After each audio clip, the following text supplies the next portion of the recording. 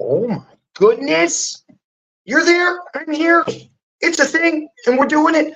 Good morning, good afternoon, and good night. I hope that you're doing well, and I hope that wherever you are is doing good for you. It's me, your friend, Paul Carpenter, on this show. Wait, where is it? Oh, there it is.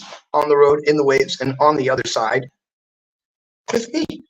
And today is episode 63. And hello, the person that I am about to introduce you to. Her name is Lisa. And she is a vibrant, dynamic woman that wants to help you make your life amazing. She has a company, which I'm sure she's going to get into. It's called Fit2be. Oh, man, I'm going to mess it up. I'm going to mess it up. I messed it up. She has a company which is called Fit2xist. And just the name of it alone sounds cool. I'm going to bring her on. We're going to have some fun, and we're going to go into this amazing journey of her life and so many cool things. And there's like a really cool one that I want to bring up here in a minute. But everybody, please welcome Lisa to the stage. Thank you, Lisa. How you doing today? I'm doing well. Thank you, Paul. So, Lisa, I'd like to start this off very simply and very easily. I'd like to say, hey, Lisa, and I want to know, I don't want to say it incorrectly. Is it Bischoff? Bischoff. Bischoff. I am saying it correctly. Yes, I am. Linguistic. I always like to say, Lisa Bischoff, who are you? Where do you come from? And what are you all about? We'd like to know. Please tell us. All right, so you're ready for the, we'll do the shorter version, and then you can ask me some questions. Does that work? Yeah, 100. Okay. However you want to play it. I'm super simple about it. Fantastic. Well, I'm a Colorado native. I've lived in Colorado Springs my whole life. Basically, I started off as a prodigy child. Fourth grade, I wrote my first software program. By the age of 14, I was starting college. And that wasn't super common back in 1994. I was also teaching myself how to hack phone lines at that time. And, you know, nobody ever thought anything of it. I'd win radio contests, and my family was like, that's cool, they're doing all this. They didn't know what I was doing to win the radio contest. I wasn't old enough to pick up the prizes, so they'd go pick them up for me. Now, I would go on to get my electrical engineering degree, and there's a whole story behind that because I stole that. And I would go on, graduate, get that, meet a friend who became my best friend, and she was a model. She was everything I'd ever seen on TV that I wanted in a friend, in that lifestyle, right? VIP act, super cool stuff. And it was an exciting time for me. I made, you know, good money as an engineer and had this crazy lifestyle, and it was super fun. I met mafia figures, other people that I started associating with, and they say, you know, you become the sum of your 5 closest friends, and a lot of my friends were criminals. They're just not on the up and upper, they were con artists, and I was on my way there. At one point, I stole $30,000 in gold coins, but I got basically my hands slapped for that and didn't go in. That's, again, lots of stories here, right? By 2007, though, I was over $1 million in debt with extravagant lifestyle in my house, my cars, my motorcycles, and I couldn't cover my expenses, even on a 6-figure income. And so I started trying to find a way out to cover my debts. And I had ideas from, like I said, previous people that I had met, and even a roommate. He had done some crazy criminal activity as a bookie and some fraud back in the day. And so all that stuff kind of would run in my mind of, okay, there's a way I can get out of my debt. And so I'm working on a plan to do that. But I went rogue on this plan, and I was on a business trip in Arizona in 2007 and saw a very shiny, beautiful Porsche that was $2,000 that I obviously couldn't afford, but I had to have it. So I used an identity that I had acquired and started the process to purchase this car. And I ended up trying to go back to undo the deal at that time. So it was over the period of one night. Go back, I'm arrested, and in my backpack, I have my computers and my hard drives. On those contained a database to Colorado Springs with probably over 400,000 social security numbers and identities on it that I had hacked before. And I hadn't done anything with that data. But anyway, so I get arrested in Arizona. My family comes to bail me out. I come back to Colorado Springs. This is over a 3-day period. I get pulled in for questioning in Colorado Springs and then arrested. And out of all that, I end up obviously losing my job as an electrical engineer. I lose all my security clearances. And in Arizona, I ended up with 30 days in jail for my sentence with Sheriff Joe Praya's tent city. So that was an experience in June in Arizona, where it's very hot living in those tents. So you would think, that I would learn my lesson. Colorado Springs, I ended up getting probation here and a lot of community service. And I wasn't allowed to use a smartphone or computer for over 2 years. Now, at this time, I'm not employable anywhere. Nobody will hire me because I'm a thief. That's my labels. I've committed theft and identity theft and theft of information. So I'm not allowed to use computers. So there's really a whole lot I can do. I couldn't even volunteer. So it was really hard for me to do my community service. And on that note, somebody actually helped me do my community service. So my 300 hours kind of paid off and done. So I would go on to play tennis and golf. I had a passion for tennis and golf. I've been playing this since I was 14. And my parents were like, well, we don't want you sitting at home and we don't want you to get depressed, but you can't get a job and you can't volunteer. So just go do something. So they were supportive. That was interesting because playing tennis and golf, you're around a lot of money. And a lot of my friends, were very wealthy. Some of them made $40 million a year. And I wanted to do all the things they were doing. And so I started racking up debt, to keep up with them. But this debt wasn't in my name. It was in my parents' name and they didn't know. And at this stage, so this would start the process. After a couple of years, so I'm slowly racking up this debt. 2012, I start volunteering at my church. So I'm finally able to start volunteering 5 years later. And I love it. I love being on this path and serving. But I also love this other lifestyle of playing tennis, golf, and, hanging out with all my friends. It's okay. This is cool. Best of both worlds. And that's just it wasn't really a good thing for me because by 2015, I racked up $80,000 in debt parents' name, and then I couldn't cover. I was leveraging the cards to pay the debts. And so I end up having some friends help me break the news to my parents. My parents were very angry, but they didn't want to press charges. They didn't want me to go to jail. So they paid off the debt. And that was the end of that there in 2015. So we go on. So now later that year, I get hired on staff at my church. So I'm like, okay, cool. Because nobody knows what happened. Just my parents and my friends that helped me break the news to them. So everything's kind of hush hush. So nobody knew I had this horrible thing going on. Still hanging with a lot of my friends though and wanting to travel. And so now I'm on staff at my church. Eventually I become a director in children's ministry and I love it. But I love that lifestyle. I love shiny things. So my addictions are not with drugs and alcohol. It's things and extravagant lifestyles, right? And so by 2019, I racked up $100,000 in debt.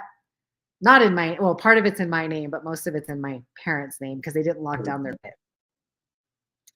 So at this time, I really can't let them find out because they're just going to be devastated. So a client that I worked for many years before that, when I initially started working for them, we were on a hike and they had mentioned, there's over $200,000 in jewelry, in the house. And I'm like, oh, okay. And at that time I was like, I would never do anything like that. That's not an issue. Because they even caught themselves saying, oh, I shouldn't do that. And it's like, oh, it's not a problem. It was a problem. It ruminated. It stayed in the back of my mind as an option, which, I never thought I would act on it. But 2019, I was desperate. And I thought this was the only way out was they're not going to miss it. The insurance will cover it. No harm, no foul. I mean, I can always rationalize something, right? A rational lie. I'm very good at that.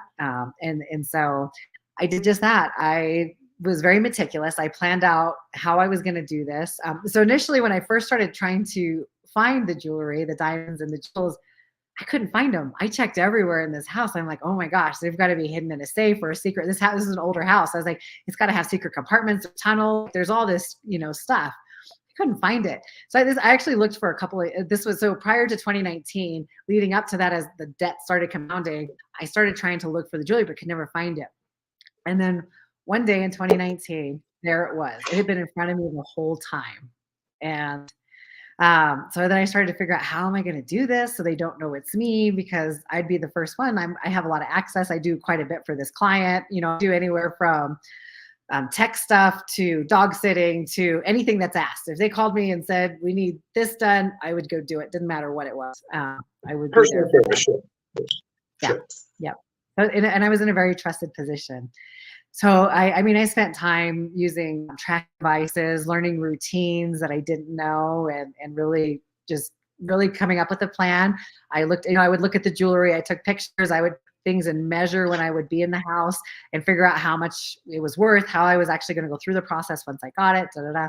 So anyways, I go in, I go in at a time when I know nobody's going to be home. I have a question. Oh, before you go any further. At any point in time, did the thought of you asking them for money ever cross your mind?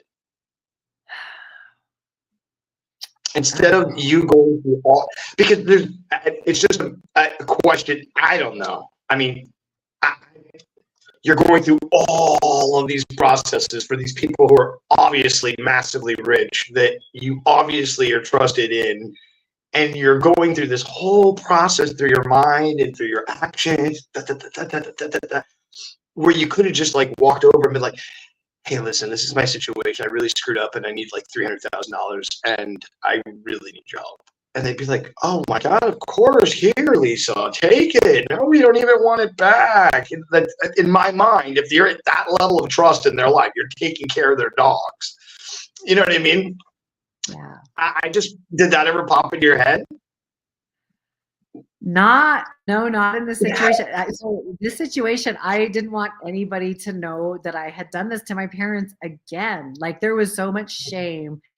And there were times where I wanted to ask them, like help with like a business. You know what I mean? This client, but they were always very much too. I'd seen where you just don't do that. I don't know. It was one of those things where I respected them so much in that regards. I don't know. There was a disconnect.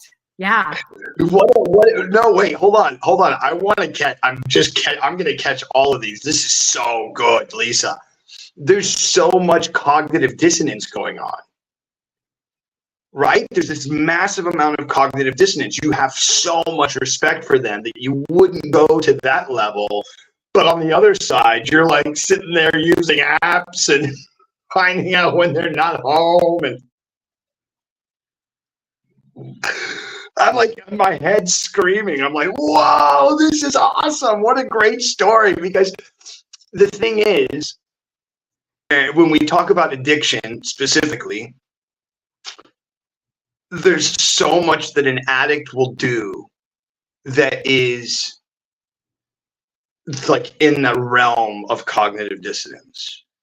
And they don't think of it as that. It doesn't feel like that. It's almost, and forgive my brashness of saying this, but for like a sexual addict, it's only after the release of that moment where they go, oh, I can't believe I spent money on that, or I can't believe I just was involved in a brothel type situation, or I can't believe I just and I'm speaking from my own personal trash and stuff that's in my own life, right? And I'm very honest, by the way. I'm super, super, super rare, nasty, authentic with who I am and living this thing called being human. So yeah, I just want, those are the first immediate questions to me is, and I'm sure, you know what, I know you say you didn't think about it, but I think you did, because you said when you said, oh, but there was so much, what was the word? Shame, because of having done it already and already being by your own parents, like literally saved, and then you go back and do the same thing to your parents who just saved you. It's like, oh, whoa. And then now you're like in this like panic mode. You're like, oh my God, what do I do? And that panic mode, that fear set driven thing is the thing that allows that cognitive dissonance to have like a free ride. You know what I mean? And there's no thinking about it. There's no way you could think about it. It's the same thing as anybody who survived. I'll even put it to the people who have normal, like 40-hour day work weeks. They go and have to work. They're in that survival mindset mode where it's just like, I got to just keep moving. If I just keep paddling, and there's no end to the paddling. And then they 50 years old or 60, and then they finally get some kind of money at the end of their life, and then they realize I'm sitting at home, and they're like, oh, I can't just sit here and do nothing. I got to go back to work. And how many people have you heard that have taken like their, you know what I mean, the retirement? I'm retired. I'm not working. And then 6 months later, like, they're cutting everybody's charge. Like, are you okay? It's like, I got to work. I got to do something. Mm-hmm. Yeah. But this is amazing. This story. If you don't mind, there's so much to wind up that you just unleashed a story into my life, and you haven't even gotten to the end yet, which is I don't want you to, almost, because there's so much I want to unpack from before. So, what was the first program you wrote when you were? What was it? Fourth grade? Yeah, so it was a blackjack program. It was real, and I don't know that I could do that today. I'm sure I could sit down and figure it out, but yeah, it was a blackjack. It was a gambling program. I'm like, was that where some of this kind of started? Was those introductions to different things, you know? I'm sorry. I just got a really crazy message, and it just blew my mind. Say that again, please. Forgive me. Go ahead. I said it was a blackjack program. Was the first thing I ever coded, and so I always joke with people like, is that where gambling came in? Is that where kind of I started opening doors, you know, and getting stuff that seemed innocent, but it really wasn't. So I don't know. So yeah, and that's another thing I want to do, because you have this. I like to mention people's magic power, if you will, and yours is obviously your ability to learn something. So your let's call it your intelligence quotient is through the roof, right? So you can catch something and be like, oh, I get it. Oh, I'm done. You know, and other people are like, and you're just like, oh, that's no issue. I get it. So, and then the other thing that I think is you're cool is that you can make things that other people would, and maybe it was because of your age or whatever, but I don't think that that's what it is. From what I'm gathering, you know how to weave the right story to make that which might not seem very right seem okay. I don't know if that's from what I'm getting from just what you've said about like you said, I created this blackjack thing, and for me, I was just trying to figure out how to win at blackjack, but everybody else was impressed that this kid in fourth grade was able to create this thing, and that gave me the ability to then use everybody's vibe of like, ooh, wow, that kid's so impressive, and then while they're looking over here, you're scamming away in the back, doing your little magic tricks, which to me is amazing.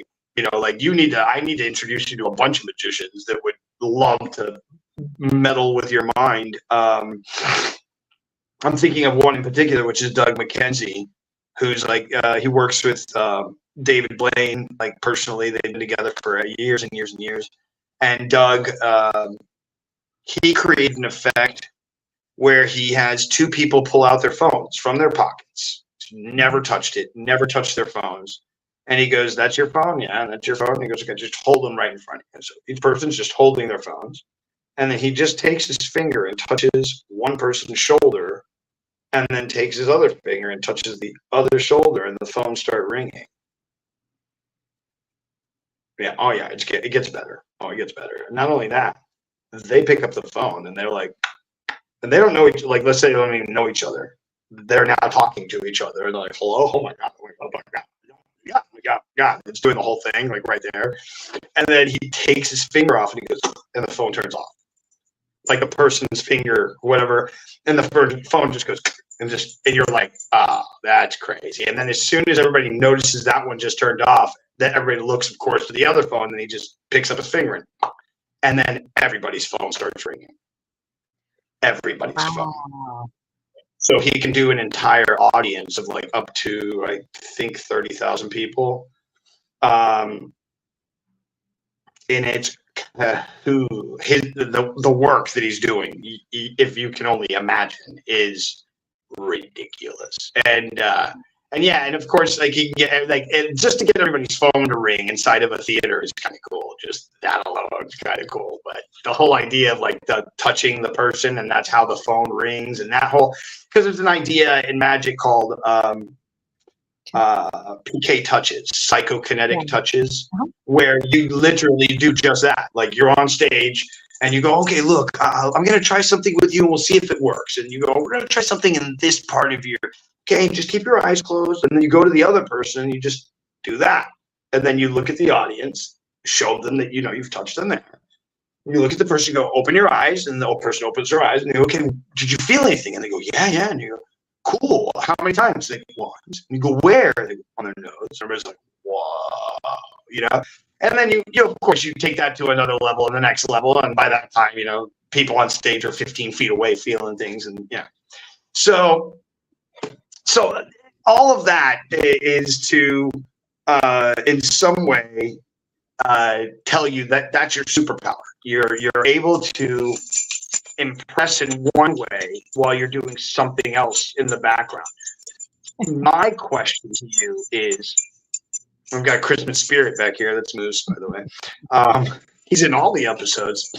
I wonder why. Okay, Moose, we got it. We know you're here. Thank you. Yeah, thank you.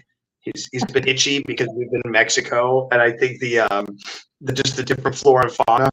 So I need to get him some Benadryl, and I keep forgetting.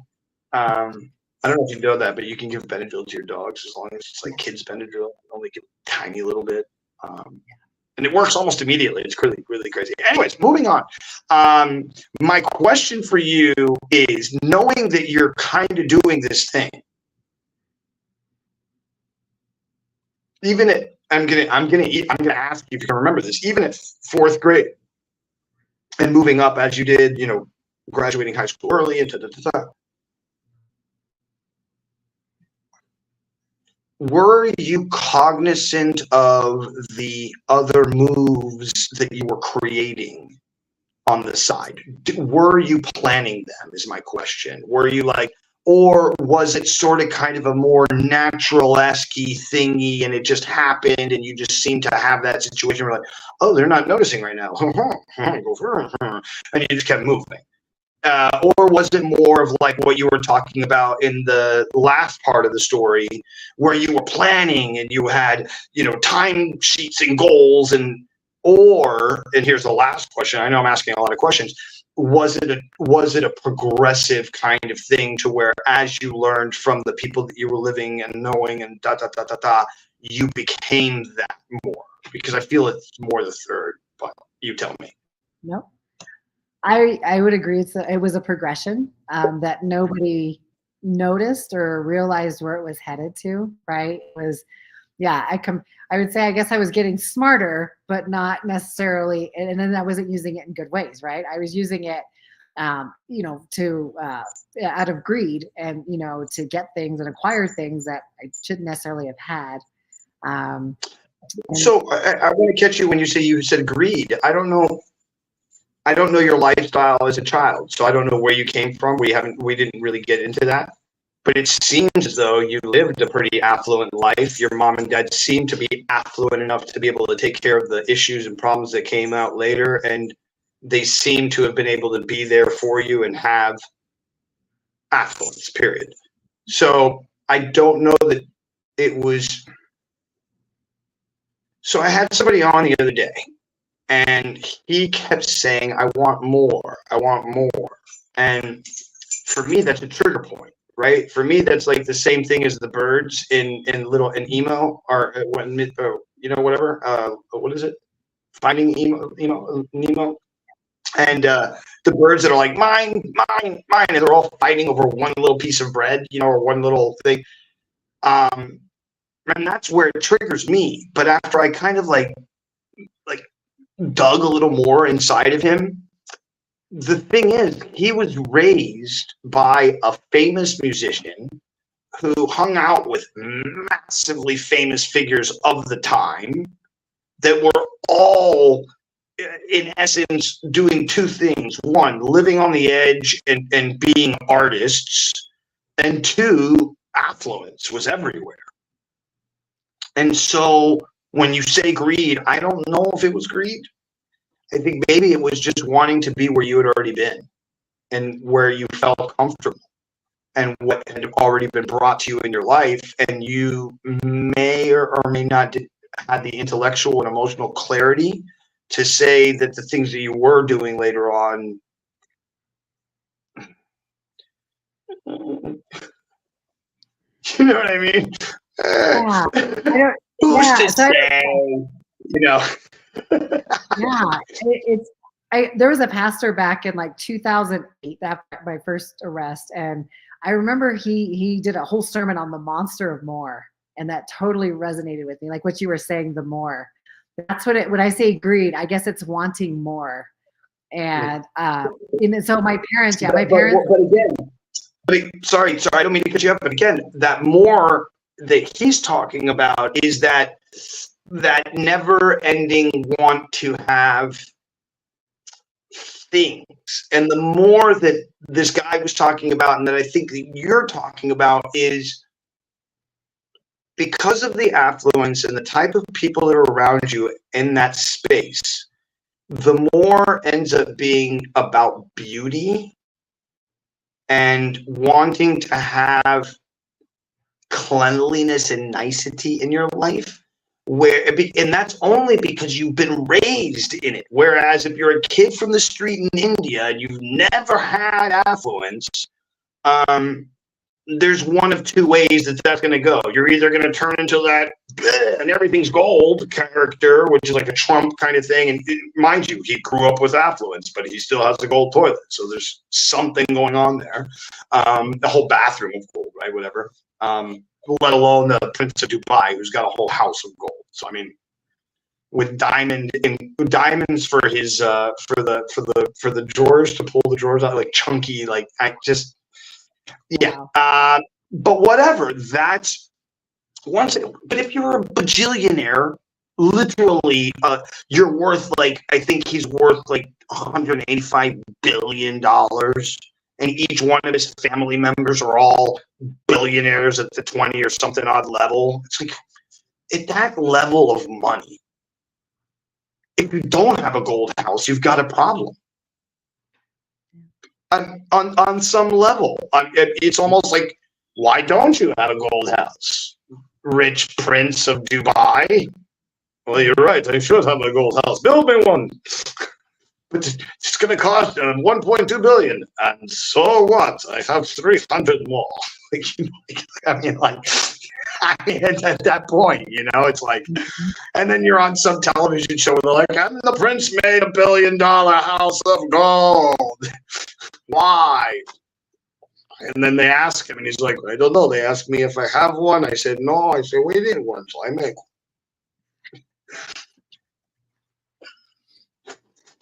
It's a different mentality, right? It's like that. Like it's just. I used to have an issue when people would spend $25,000 to $50,000 on a dinner or a lunch, until I had seen it happen a couple times and realized that it's an investment in the future of the friendship and also the business that's created from that small amount of like hour-long time that we're eating and talking and, oh, did you know about this? Oh, I didn't. Oh, and can I? Oh, really? That's great. No problem. You know what? Let's get that done. And it's just this thing that happens organically through that $25,000 lunch, but you just, you know, created a $1.5 million operation or whatever. And so it's a lot of that kind of mentality.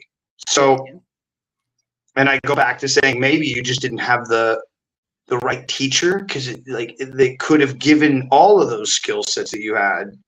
Because when you said at this point, like, oh, I can't get hired and people know me as this thing, I was like, bro, if I were you, I would have started a business on how to break into businesses and immediately would have made like bajillions of dollars because you're known for that. You know, that would have been my first pivot move. You know, take all the nasty and just turn it into this positive change.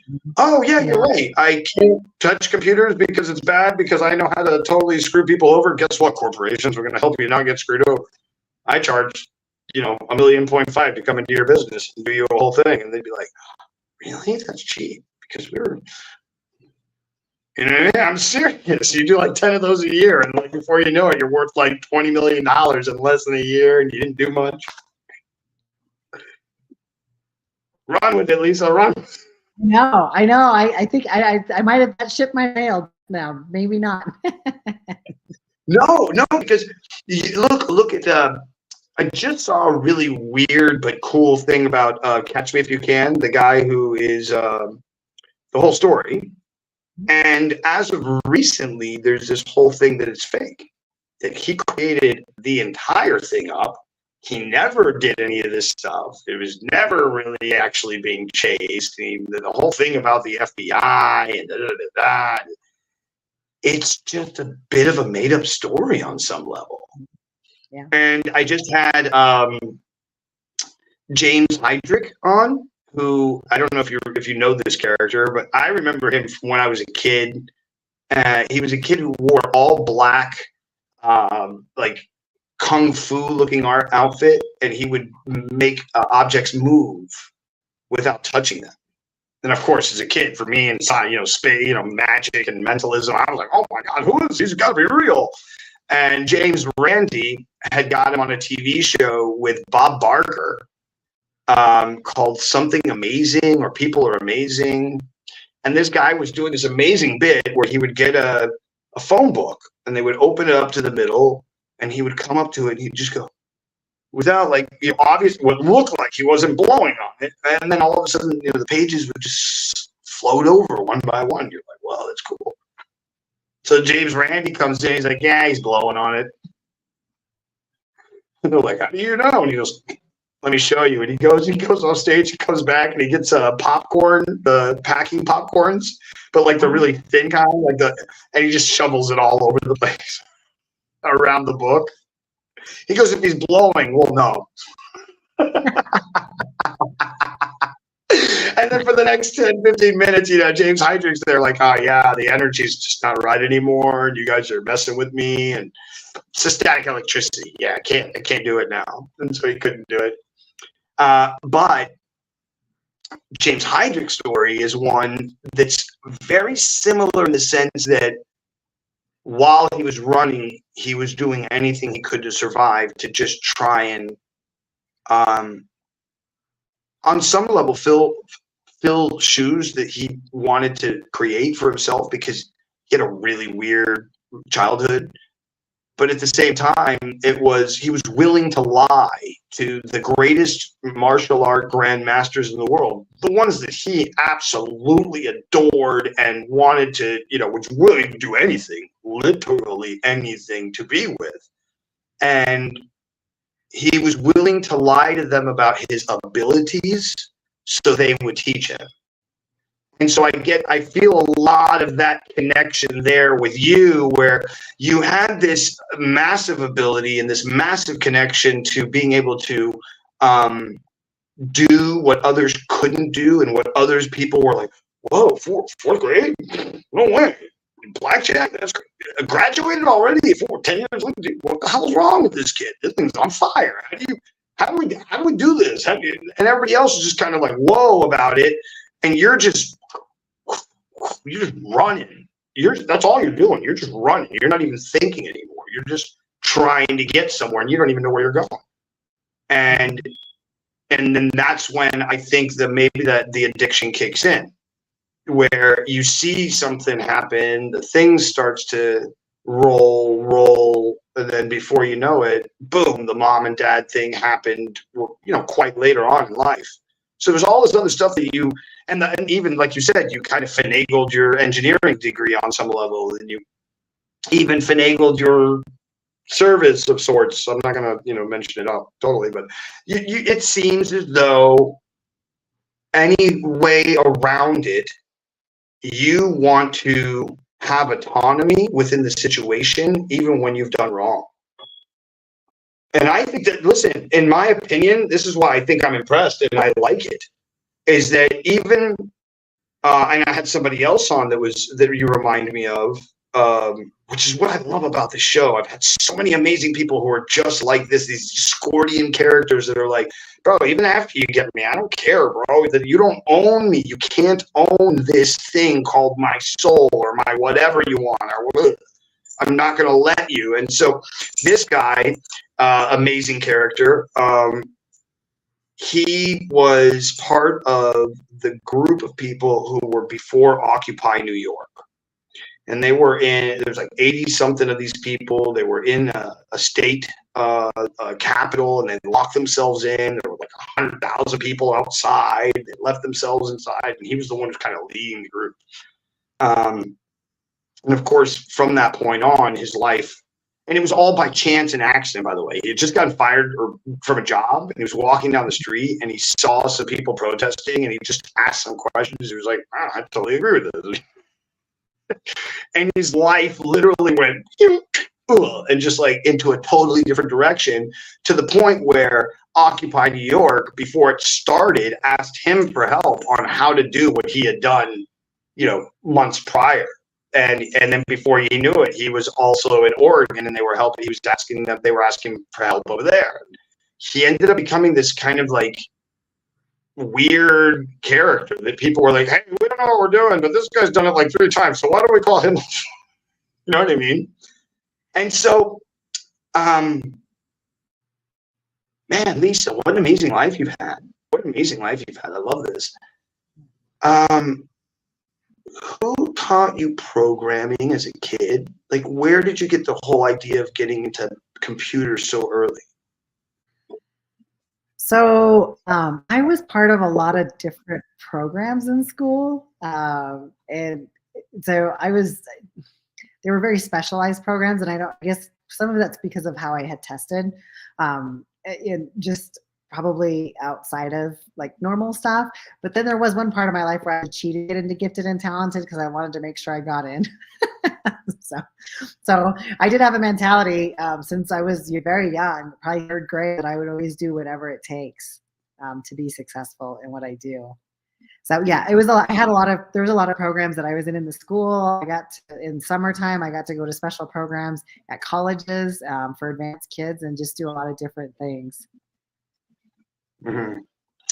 So here's a weird question. Either one of your parents work for the government? Not that I'm aware of.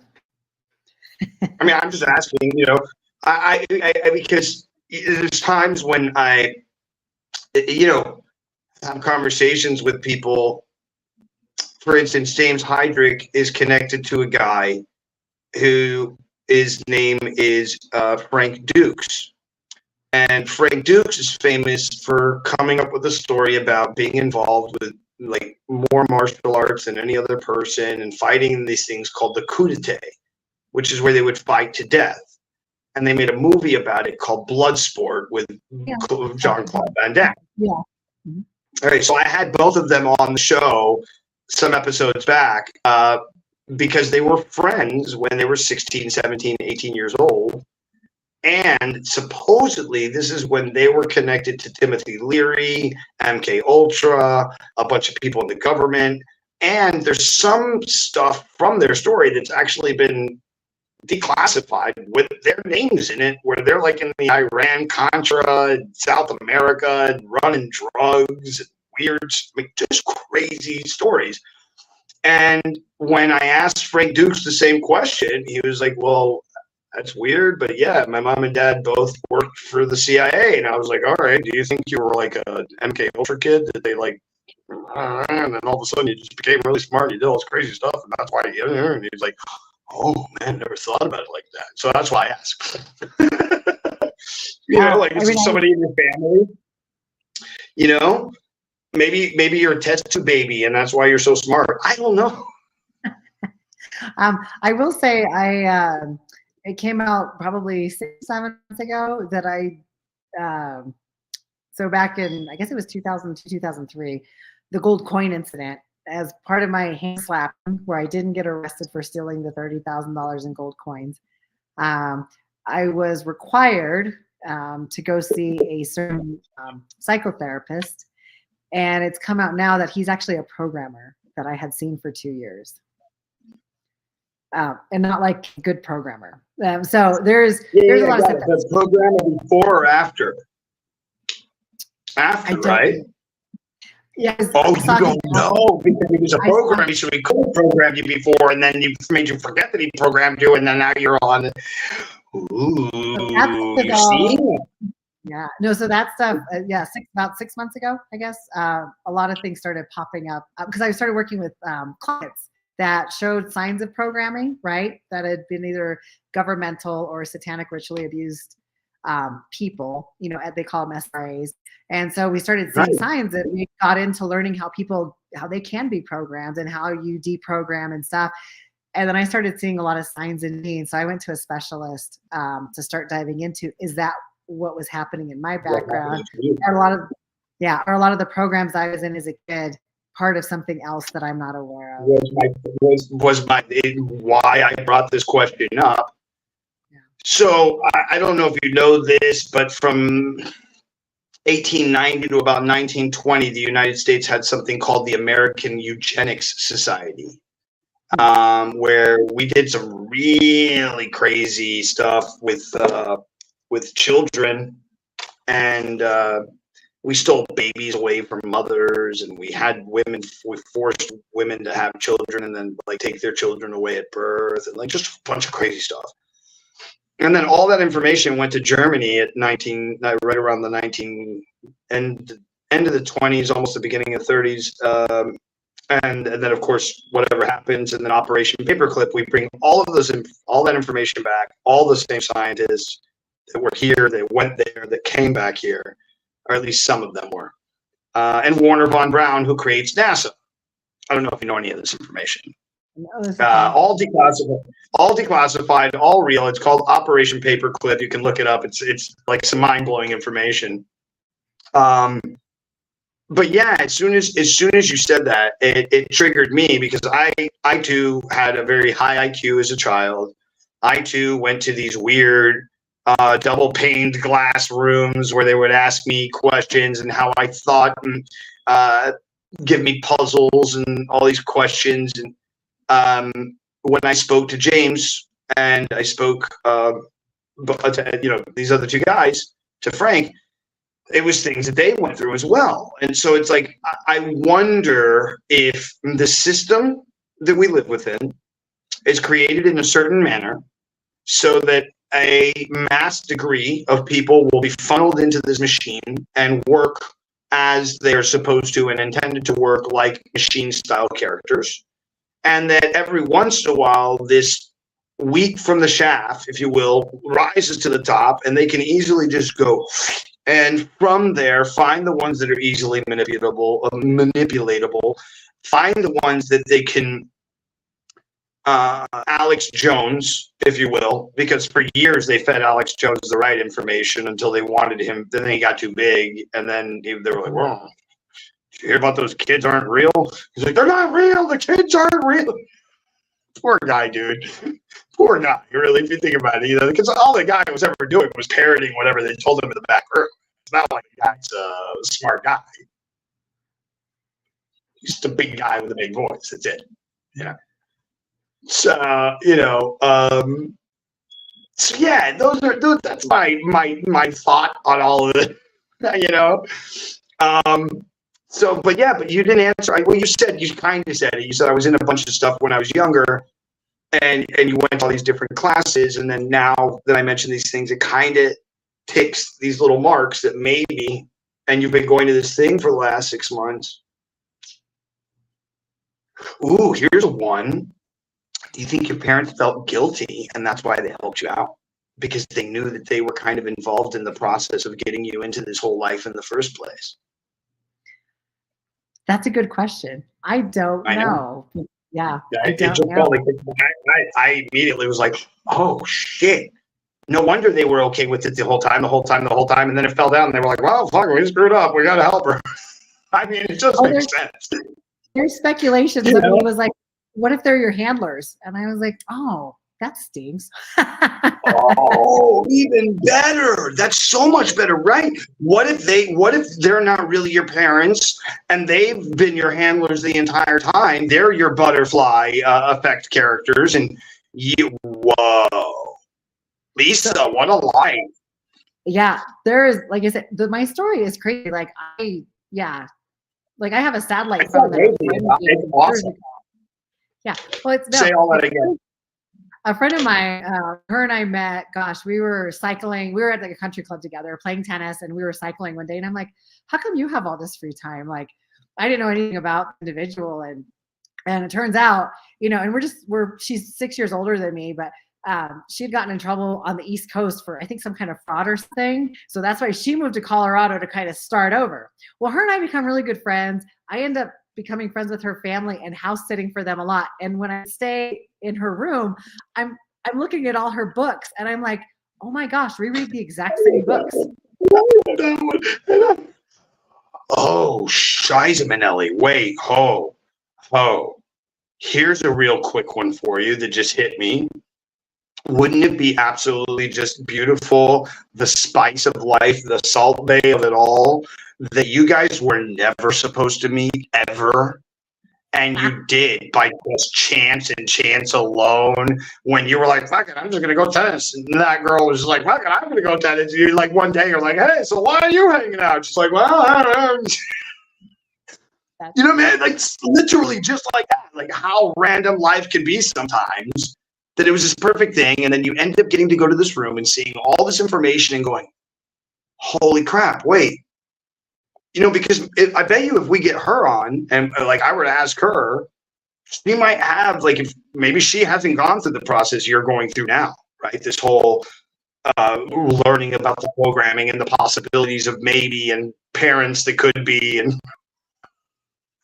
talk about turning the story around and like making it something else at the end, Oh, no, it is crazy. So years ago, she was like, hey, I have an extra satellite phone. Do you want it? And I'm like, yeah, sure. Who doesn't want an extra satellite phone, right? I know. That's apparently normal conversation.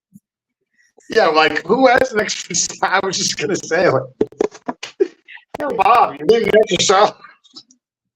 So I took it right off the satellite phone, and then I didn't pay for it for a couple of years. I kind of deactivated it. Well, this past summer, I got a Hold on. It's this time. I'm going to mute and just eat the popcorn. Hold on. All right. So anyways, I go to reactivate this phone this summer because they sent me an email and we're like, we've dropped the prices. I'm like, cool. It's not $150. It's, for 60 minutes. And they're like $30 a month. I'm like, cool. Call in and I go, can I have the same phone number I have? And they go, yeah, you're in the government block. And I was like, why am I in the government block? Like, I thought it was just my satellite phone that my friend gave me. So there are some things, like when you look at them, that are very interesting in my life. And I don't know. Sometimes I wonder about her family too, because there's just some very interesting interactions I have with these people. And they're very affluential. They are connected. And there is definitely, I learn a lot of things when I'm around them that part aren't common knowledge. Okay, now I'm freaking out. Because what about the idea of what I just mentioned about this whole coincidental fate weird thing that we're talking about? And think about all the people that have been on my show. Like, if you look at some of the people that have been on, whoa, talk about a collection of characters. I had one guy, his name's Joel Califari, who, as of 3 days ago, decided that he met the Messiah. And oh yeah, and this kid's, let me tell you, this kid is intense. This is one of those kids who's like you or me, super, in the head, right? Can eat it up in a second. But instead of what you and I might have done, which is a bit of computer and a bit of social manipulation, he just got nothing but Torah and Gematria and the Talmud and just heavy learned men in his life that were like all hardcore. And so he can go to bat with almost anybody.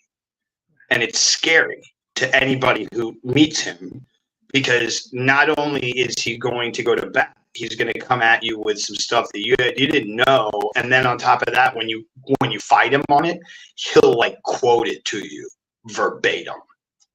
And it's like this kid's like an encyclopedia of what is considered, you know, I don't know. Think of like a Encyclopedia Britannica, but of Judaism. And he like has memorized the entire encyclopedia. Just absolutely scary. Absolutely scary. And yeah, he thinks he found the Messiah. And that's just a couple days ago. Yeah, that's just a couple days ago. So, yeah, man, he always shaved his head. He had hair down like Jesus long hair, and he's like completely shaved his head like the Messiah. The Messiah shaved his head, so he had to shave it. Yeah, I don't know what's going on. Maybe he found a cult. I'm not sure. But, yeah, then I had another guy on, Mike, and I don't know, maybe a week after he was on with me, his family kind of like put him into a place, and he's been writing to me since and sends me messages. Now, I've got another friend of mine who just recently told me he was the Messiah, and he gave me the numbers and why, and sent me videos, the whole thing on it. So I don't know. I'm hanging out with a lot of messiahs, Lisa. So you're in good hands. No. Recently, somebody goes, I could see you starting a cult. And I was like, where did that come from? Like, why would I ever start a cult? That's horrible. Well, I mean, and I don't want to get weird now. You know, you said you don't want to, but I think you did. Because you have a whole thing that you are trying to help others believe in their own ability in themselves, in creating a positive change in their life, in finding I love the name, by the way. It just easily hits, like Fit2xist. And I love that the fit part is like, it's, you really need to work at the idea of being fit. And not just like in a physical manner of like working out every day, but it's a mental thing. It's the things that you eat. It's the things that you include in your life. And just, it's easy. Fit2xist. Boom. Like, are you working at it, or are you just like kind of flowing with it? What do you know? I mean, cool. Flow is cool too, by the way. You can flow. And flow is a form of fit if you learn how to do it the right way, where you're not allowing your ego to get into the way. Mm-hmm. You know, there's a great song from Montes Yahoo that talks about that, where he says, you want God in your life, but you can't deflate your ego.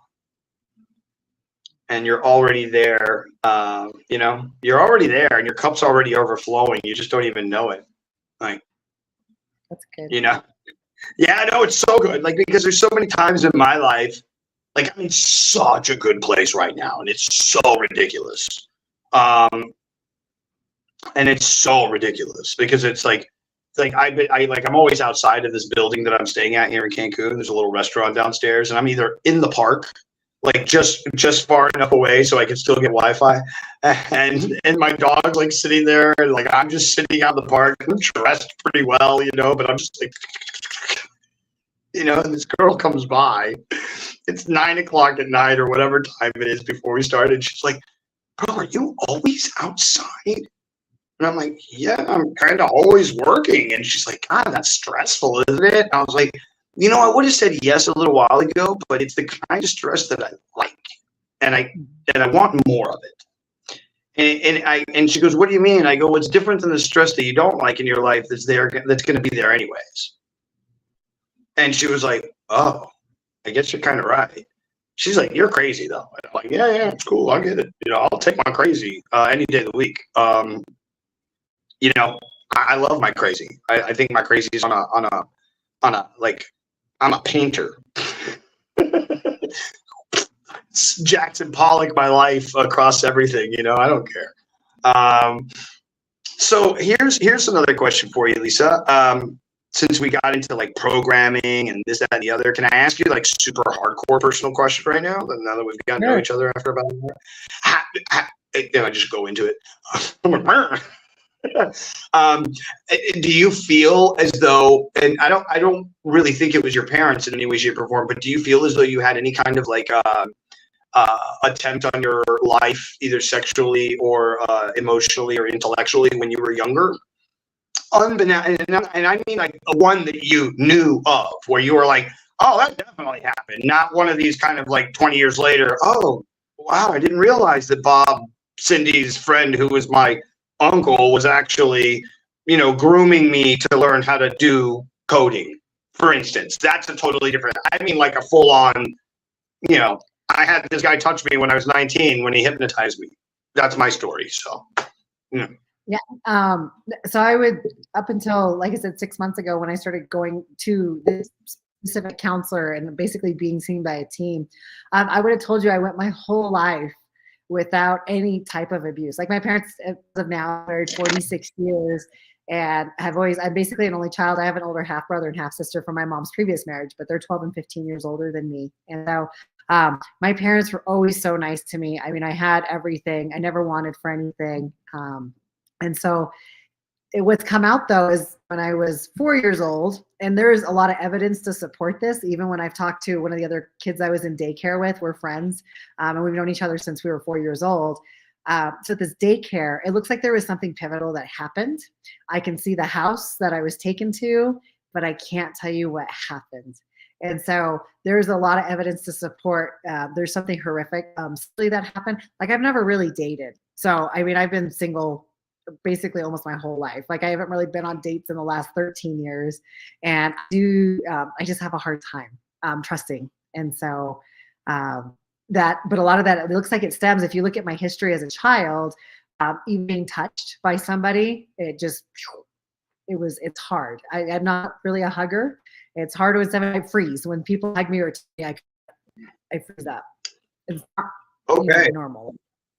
Yeah, I hope you don't mind, but this is a trigger point for me, of course. And I would want to try and almost give you some kind of cognitive behavioral technique or something that you haven't heard before that can totally help you with this, because that's like immediate for me. Because it's a pain threshold kind of a thing in your life that's always there. And it doesn't need to be. Mm-hmm. Right? So I said something to my mom the other day, and she was like super taken aback by the statement. And it's kind of a powerful statement, and there's no part of you that's angry at all. The only thing that's angry is someone else in your life. And that feeds into your life, and therefore you become angry either at them or with them. But there is no anger inside of you. There's only love and creation and positivity and giving and sharing and loving and growing. That's what we are made out of. So that's the first point of that I'll feed to you. And then the next thing there's so much there, right? Especially when you expounded upon it a little bit more, and you said something about even when it comes to touch, even when it comes to having relationships. What was the longest relationship, if you don't mind me asking? Oh gosh. So it was 5 years. And it was, I think, 2004 to 2009, but it was with a female. And it's not something I generally ever share. It doesn't matter what it's with. Yeah. My question was it a good or a bad experience, in the sense of, was it traumatic or was it non-traumatic, in the sense of like, when you look back on it now, are you reminiscing or are you ruminating? Ooh, man, that's a hard answer. I wasn't really vested in that relationship. I was still stuck from when I was 21 and I had the friend that was a model. Because that was kind of where there was a shift in that friendship. And that was a very toxic friendship. I would say I was a very toxic person up until a couple years ago, and I'm still healing enough. But yeah, 2004 to 2000, I wasn't present in that relationship. So I craved to be connected and be in a relationship, but it's like I didn't know how. And I talked to this former person, we're still friends, and she goes, you were always so secretive. She goes, nobody ever knew you. And it's true. I mean, even to this day, some of my friends will say, we don't know you. Or when I show up with media coverage for something I did, they're like, we had no idea, because we know this version of you, not that. We don't know. Yeah. Have you seen the documentary called The Psychopath Within? No. You need to watch this film. Oh my God. So, and it's not, I'm not calling you a psychopath, by the way, not in any way, shape, or form, but you're holding tendencies to things that you may not recognize are in the realm of psychopathy. And it goes like this. There's a guy who's a professor, wants to find out more about psychopaths, goes to every major hospital and jail and finds like the worst of the worst people in the world and does MRI scans on their brains. Finds that overall, every single one of them have this one part of their brain that is just massive. It just grew out of proportion when they were younger. And so he needs to have in his test, normal people. So he gets kids, he gets himself, he gets his wife, he gets people that are in the school. They're at the, they're looking through the things and they're throwing them up on the thing. That guy's definitely a psychopath. Okay, moving on. Oh no, that one's not here. Oh, that one's definitely a psychopath, and so on and so forth. And it throws one up and he goes, throws back up and goes, are you sure this is in the right group? He looks at the girl and she goes, yeah, it's in the, the normal group. And he goes, wow, this guy's definitely a psychopath.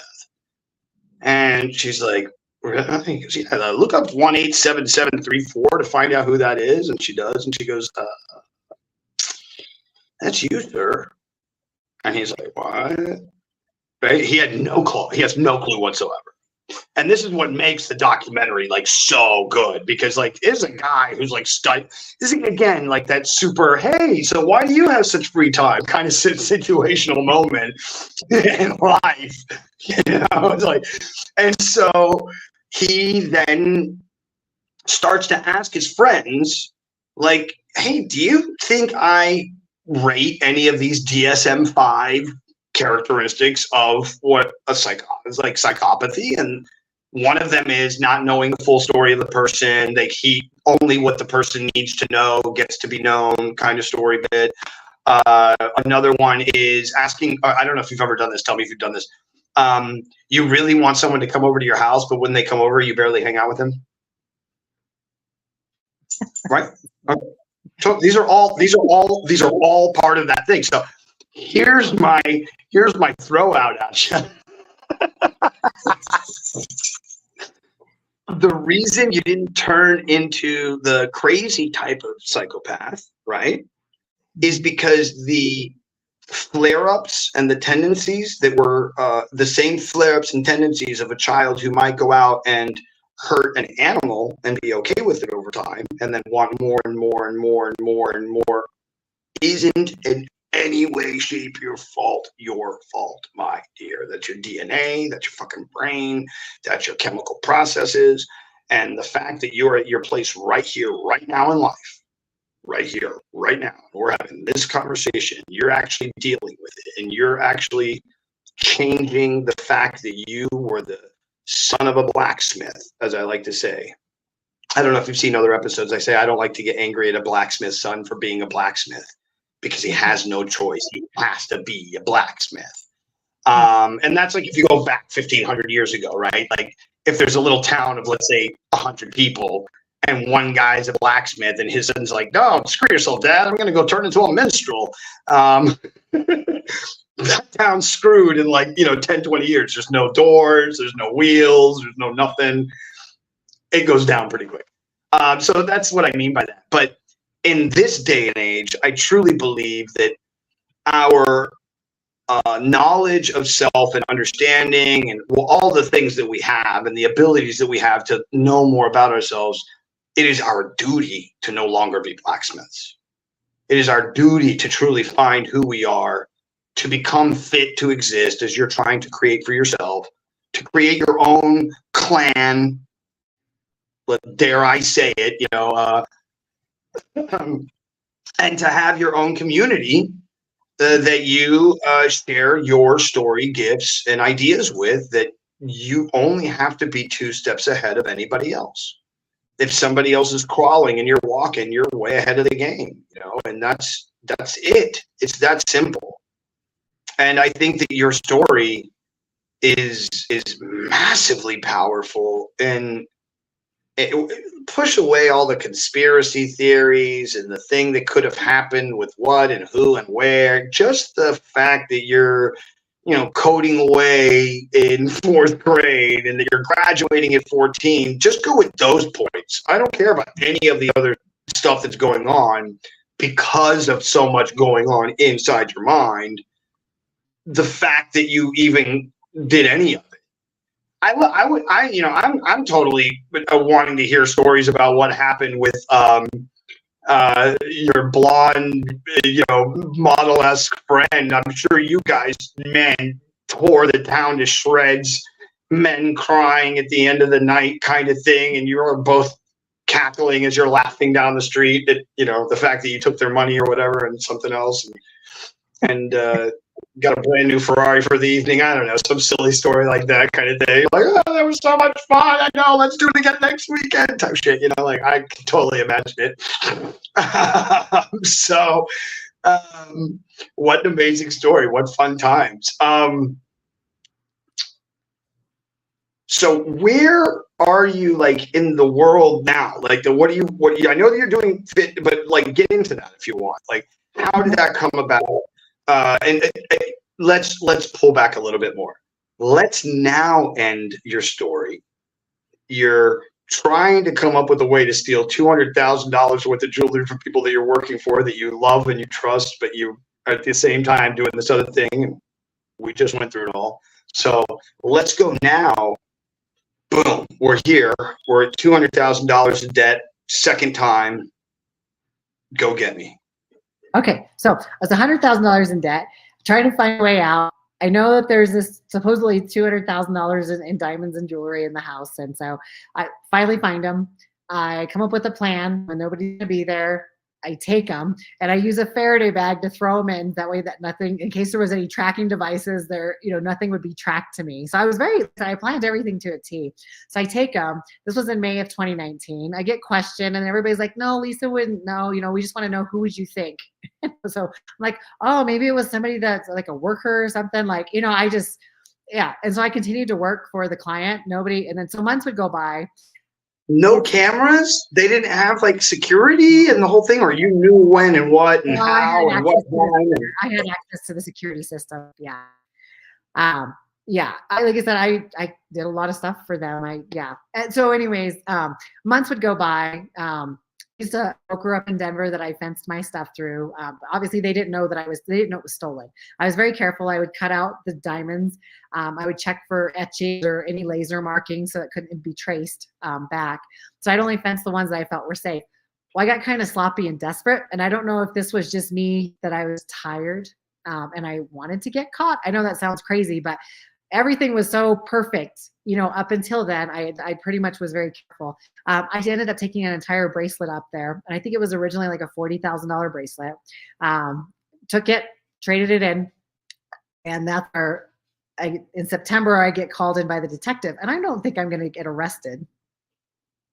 When you went in, you asked for a lot less than what it was actually worth because you just wanted to get the money, and that's what actually got them to actually have the ring bells go off. That's probably part of it. But I don't know. I'd been working with this broker for a while. Like but up to that point, he wasn't worried about you.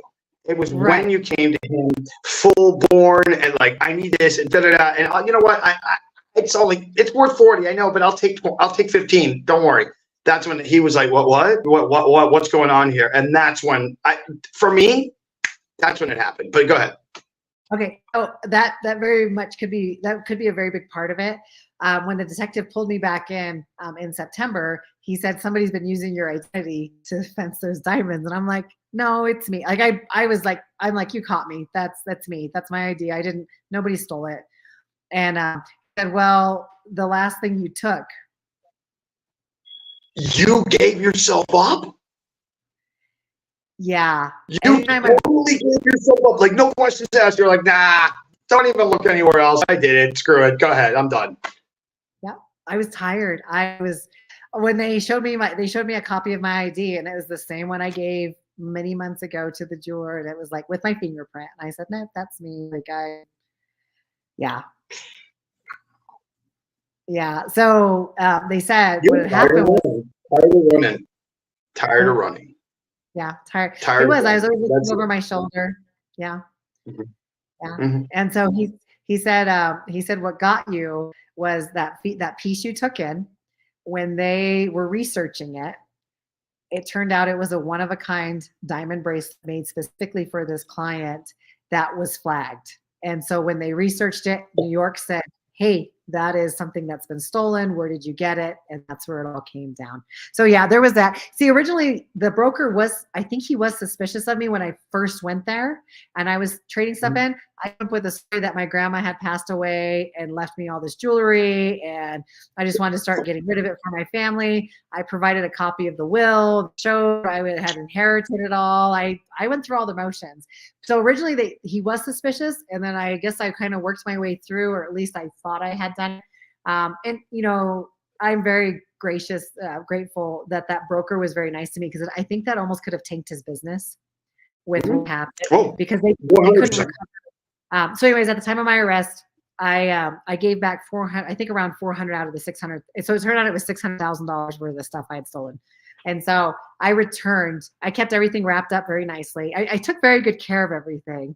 And I returned 400 out of the 600,000. 200,000 couldn't be recovered. So I was looking at having to pay that for my restitution. At the time of my arrest, too, this would have been considered my third strike, right? Because 2007 was Arizona and Colorado. This had been my third strike, which I believe is mandatory prison. So I was looking at 12 years in prison. So at this time, September of 2019, I pretty much wanted to end so I called everybody that I worked for and said, hey, just so you know, this happened. It was an isolated incident. Anybody else? Because I also worked for a lot of prominent people in town. So I said, hey, in case, you hear of this, I didn't think I would get media coverage, but then 2 days later, I was all over the news. I had reporters at my parents. I was being followed, and it sucked. And so anyways, at this time, I'm just like, wow, I'm facing 12 years in prison. It's happened again. It was my second chance. I blew it. I basically wanted to kill myself, but I couldn't kill myself. But I'm like, I know people. I can hire someone to kill me, and then my family will get the insurance money, and they'll get some money back. I don't have to deal with this anymore. Holy shit, Lisa. Even in your death, you're fucking playing the game? Yeah. Wow. Well, I told somebody that plan. I don't know why. Well, I mean, it was a good thing that I did. And they said, well, if anything happens to you, we're going to tell the insurance company that that's fraud and your family's not going to get anything. So you can't do that now. And I was like, well, that sucks. So they ended up hooking me in with a ministry here in town. That was a good friend. They were never going to do it, but that was a good friend. That was a great friend. Yeah. Oh, I'm very thankful for them. And so I ended up getting hooked in with this ministry and started going through renewing my mind. And while doing that, so I'm not knowing what my fate is going to be. So that I was arrested September of 2019, December 17th of 2019. I'm going in for my attorney and I know, and I'm using a public defender because my parents are like, we can't afford to hire anymore, because they had already spent like $500,000 previously on my prior defenses for other stuff. So I had already blown through $500,000 in stuff. So this one, public defender, amazing job.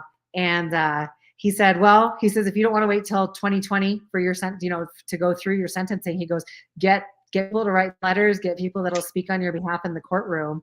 And so I had 13 people write letters, from detectives to very prominent people that I knew. And I'm very thankful. And I had 3 people speak on my behalf. And the judge, and then I had I think 17 people. I had a lot of people show up in the courtroom for me. And the judge said, you've got a lot of support here. He says, but this isn't your first time making a mistake like this. And so the judge was so gracious with me. He said, I have to give you some time. He says, but I don't think a long sentence is going to help you. He said, so I'm going to give you 30 days in jail or 30 days work release. So that first right there, that was a miracle. And he, I was like, oh my gosh, 30 days. That'll go by quick. And so that happened. Are you sure you're not hacking at this point still? Where the guy's going in, he's like, yeah, it looks like you only have to do 30 days? Well, that's what when the media was reading the teleprompter that afternoon, and they said she got 30 days. We're sure they did.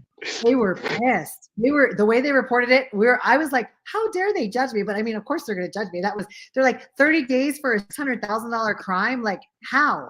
And I just remember seeing that news report, and I was like, oh, that's because I had a lot of grace and mercy. I was like, that was, and I didn't report after the holidays. So I reported January 6th of 2020. And at the time of my reporting to the jail, and they were super nice to me at the jail. But they were like, oh, your sentence has been reduced to 2 weeks. Like, that was a miracle. Yeah. So okay, yeah. So I wanted to say that. I wanted to say that to you because there was a moment that we had here where like I was just like, blessed be the creator, blessed be like that which is. Like, I don't like to say the name. In Judaism, there is no name for creator. We just call it Hashem, which means the name, literally. And then there's 216 derivatives names of God. But each one of those derivatives are all different analogies based on how you're speaking about the thing. So like sometimes you speak about the thing as though it's a man, other times like it's a father, other times like it's an entity, other times like so on and so forth. And so each one of those has its own name. And a lot of people get confused about that. So I just wanted to put that out there. But blessed be the energy of that which is creation and whatever. To have whoever was in your life that put you into that church and had that because that changed your absolute trajectory when you became I think at one point you said you became the director for the children, and that's I think that the thing that kicked you into gear. And I think maybe it's because you didn't have kids before, and also you're wanting to have children whether you want to or not because your biological clock is going ding ding ding, right? And so you're like, well, this is a way for me to get all of that without having to deal with all the other stuff of emotion, partner, birth, weight gain, all of it. And so, because that's, once again, going back to the story of the guy who had the whole psychopath within thing, that's something that we also do. I do it too, by the way. Like, I've always been by myself. I've only had a couple relationships. They've only been a year and a half. When I saw the movie, I was like, oh my God, oh my God, oh my. That's me. You know what I mean? Like, because there's parts of it where we all have, each one of us have our own idiosyncrasies. Each one of us have our own whatever. But nonetheless, there are qualifying factors to say, hey, dude, you got a little crazy going on. It seems as though because of your life or because of this or because of that or whoever was in your life, you have enough intellectual and emotional clarity to know that stabbing somebody is wrong. So you don't do that, but you definitely hit the edge as much as you can. And that's part of what we are. It's the Discordian, I own 27 businesses.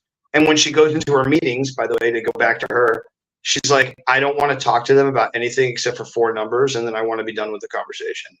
She's like super deadpan about it at that point. She's like, okay, so how much did you make? How much did we lose? What do you need money on? What's broken? And then and that's it. It's very cut and slice, just go. And that's the mentality that I think you have and I have. I'm very much cut and go. I don't need to think about it once it's done. It's already been done. I can't get anything done, I'm just moving. Once again, just running. You're just running. Yeah.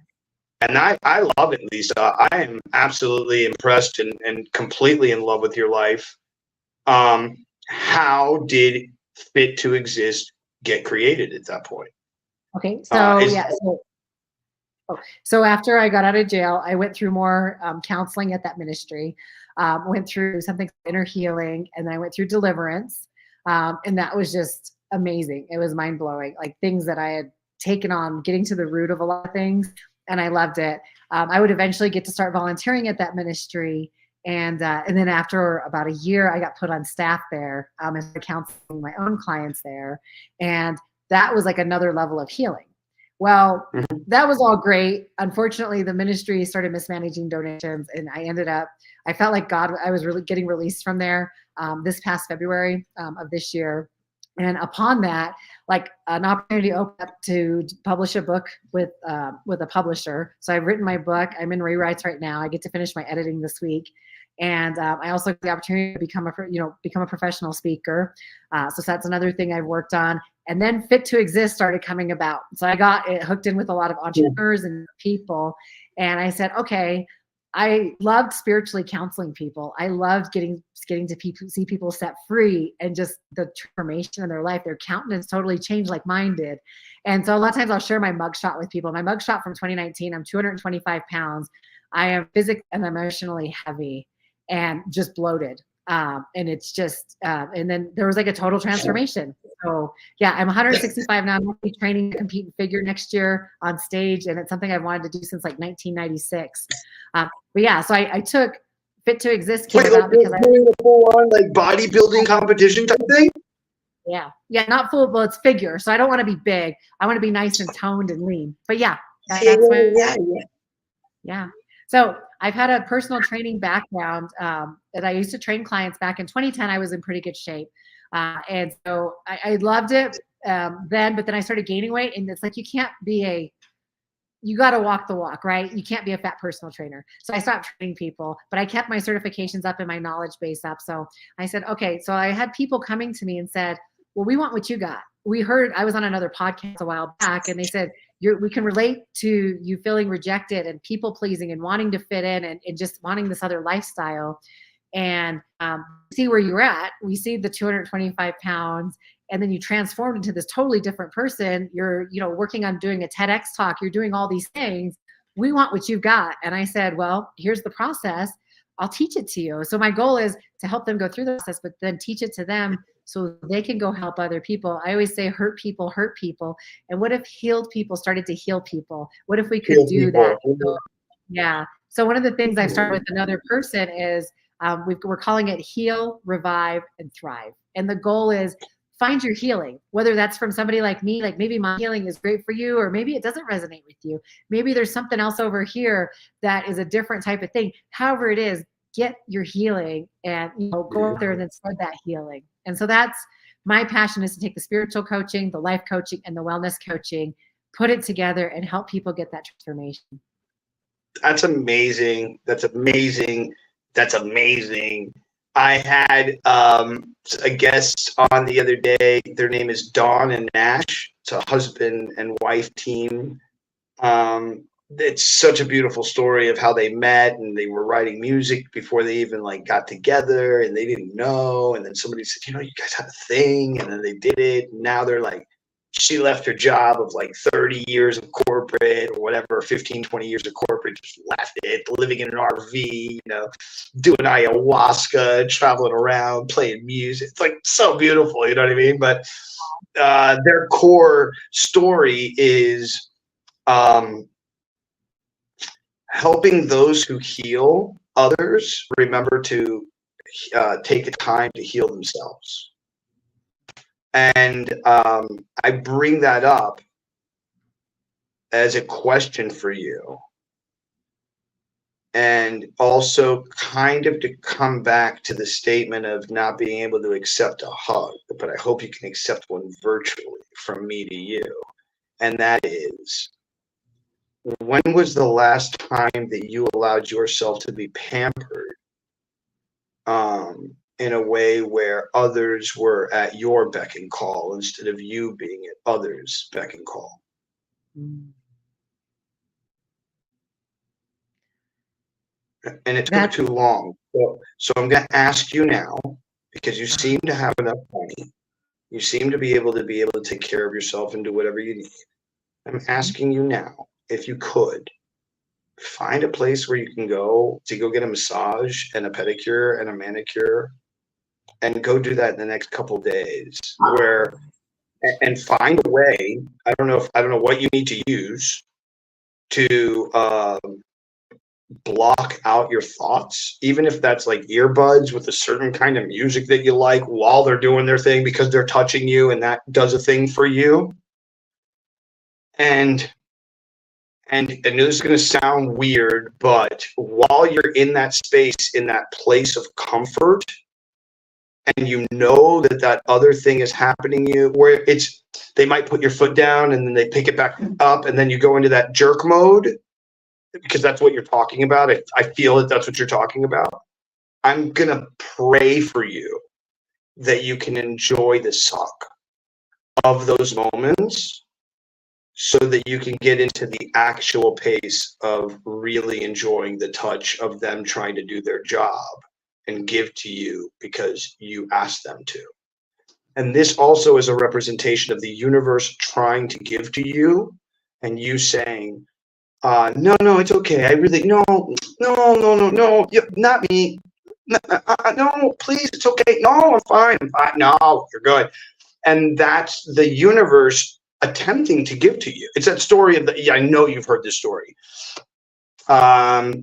A guy says he doesn't want to go out of town. A big flood comes and he's praying to God every day. And then the guy comes in a boat and says, hey, man, you want to ride? And he goes, oh, I'm good, man. I've got God. I'm praying every day. And then the next day, someone else comes. And the next day, someone else finally dies. He's like, oh, God, what are you doing? And God's like, I sent you a news report. I sent you a guy on a boat. I sent you a guy with a helicopter. What do you want from me, bro? I can't. You want me to literally come and get you? I can't, bro. I just, there's a little bit of action on your report too, So on that, and that's what I mean by that. So I don't know. That's interesting you say that, because I go and get massage like almost every week, but it's like I do sports integration therapy, so it's not something that I'm relaxed at all. It's very painful because it's all very intense muscle work, and I can receive that, but I think it's because it's different. You know what I mean? It's from a professional. I feel safe, and but I don't really necessarily enjoy it, if that makes sense. So what you're suggesting, that would be a totally different mindset to be in, and that would be it'd be amazing. Yeah. Yeah, well, and like I said, I'm not asking you to overnight change, none of that either, because that's a little bad too, because the rubber band will snap in the other direction. There's this idea called the 6 degrees, this idea called the 6 degrees of force. So you don't want to go past that either, because then you're just going to go flunk, and then you're like 14 degrees in the other direction. You're going to be in a room. Oh my God, why did they talk for me? Why did they talk for me? And we don't need that either.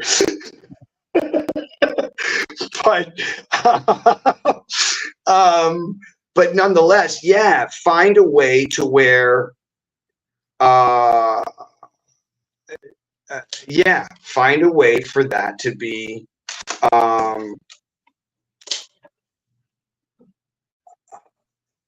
like I said, try to enjoy the suck of those first bits of times that it happens, because after a couple of times, because you're waiting for it, 1, 2, it's recognized that it's not a negative type of touch. 3, it's something that you're asking for because you want the relaxation. You're asking to try and change your own mental structure. It's all wants of your own instead of somebody forcing onto you.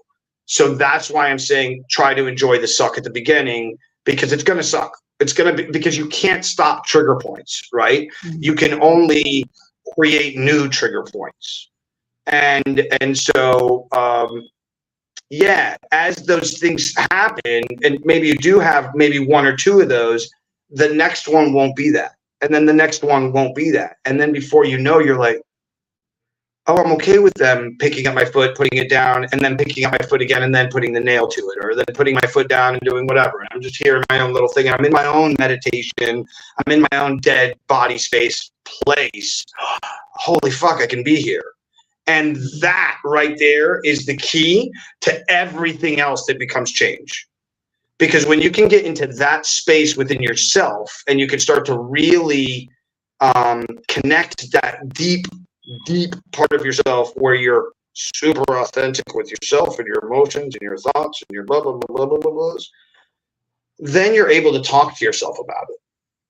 In the same way that people have to take ketamine nowadays, there's like really good ketamine studies that are out there about getting to a certain place in the depth of yourself, places that you don't want to talk about or think about, or that you didn't even remember.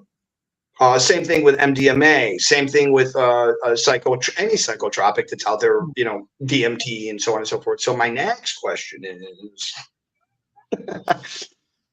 in any of your stuff that you did or prior to that, had that come into your life? Some kind of psychedelic or some kind of because you mentioned you hung out with the blonde, and I'm sure she partied and did some stuff, but maybe it was all just party drugs. And then maybe, I don't know, you were in Tulum and some guy's like, hey, my name is Bufo, and you're like, what the hell, Bufo?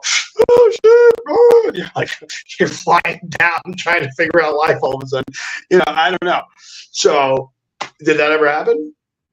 I mean, the only thing this would have been 20 years ago, was there was some ecstasy, right? I mean, taking that and going to concerts or like a rave, and then cocaine. There's a lot of cocaine around, and we would do it socially, like on the weekends. But that's about it. One time I did try psilocybin, right? The mushrooms. That was like that was about 22 years ago. That was an interesting experience because we took them and then got in the car and were driving on I-25. I wasn't driving, but she was. And all of a sudden, I guess they kicked in and we were both just like, oh my gosh. So it was not the greatest experience because it was very terrifying, but I'm sure it would have been cool. I just watched the documentary on Netflix, to How to Change Your Mind. Oh, have you yeah. seen that? Yeah, and they talk about the microdosing. So that's interesting because I did have one of my doctors say that could be your next level of healing to deal with some of your trauma. And just talked to another guy that talked about the ketamine. He was like, yeah, we just did that a couple months ago up in Denver. And I was like, so it seems like it's becoming more common. Well, yeah. I'm still doing my research and seeing if that's truly a good path for me. It was one of them, I'm not sure. So I would say my own thing for you is how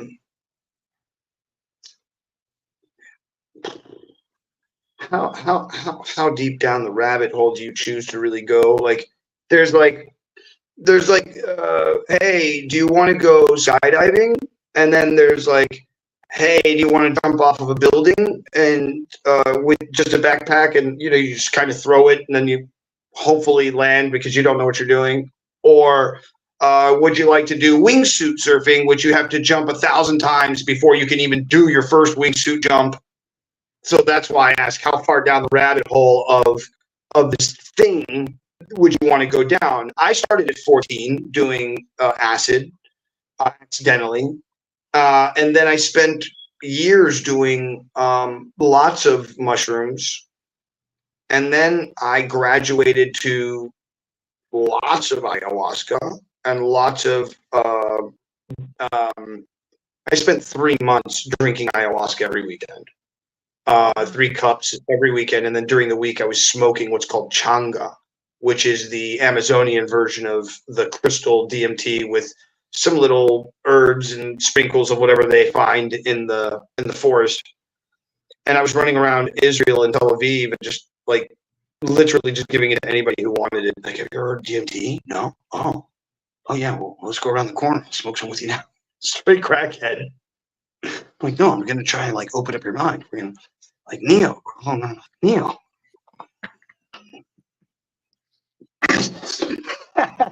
The crazy part is I actually had people that did it. And one of them, that's funny that you mentioned that it's like becoming more and more well known and whatever.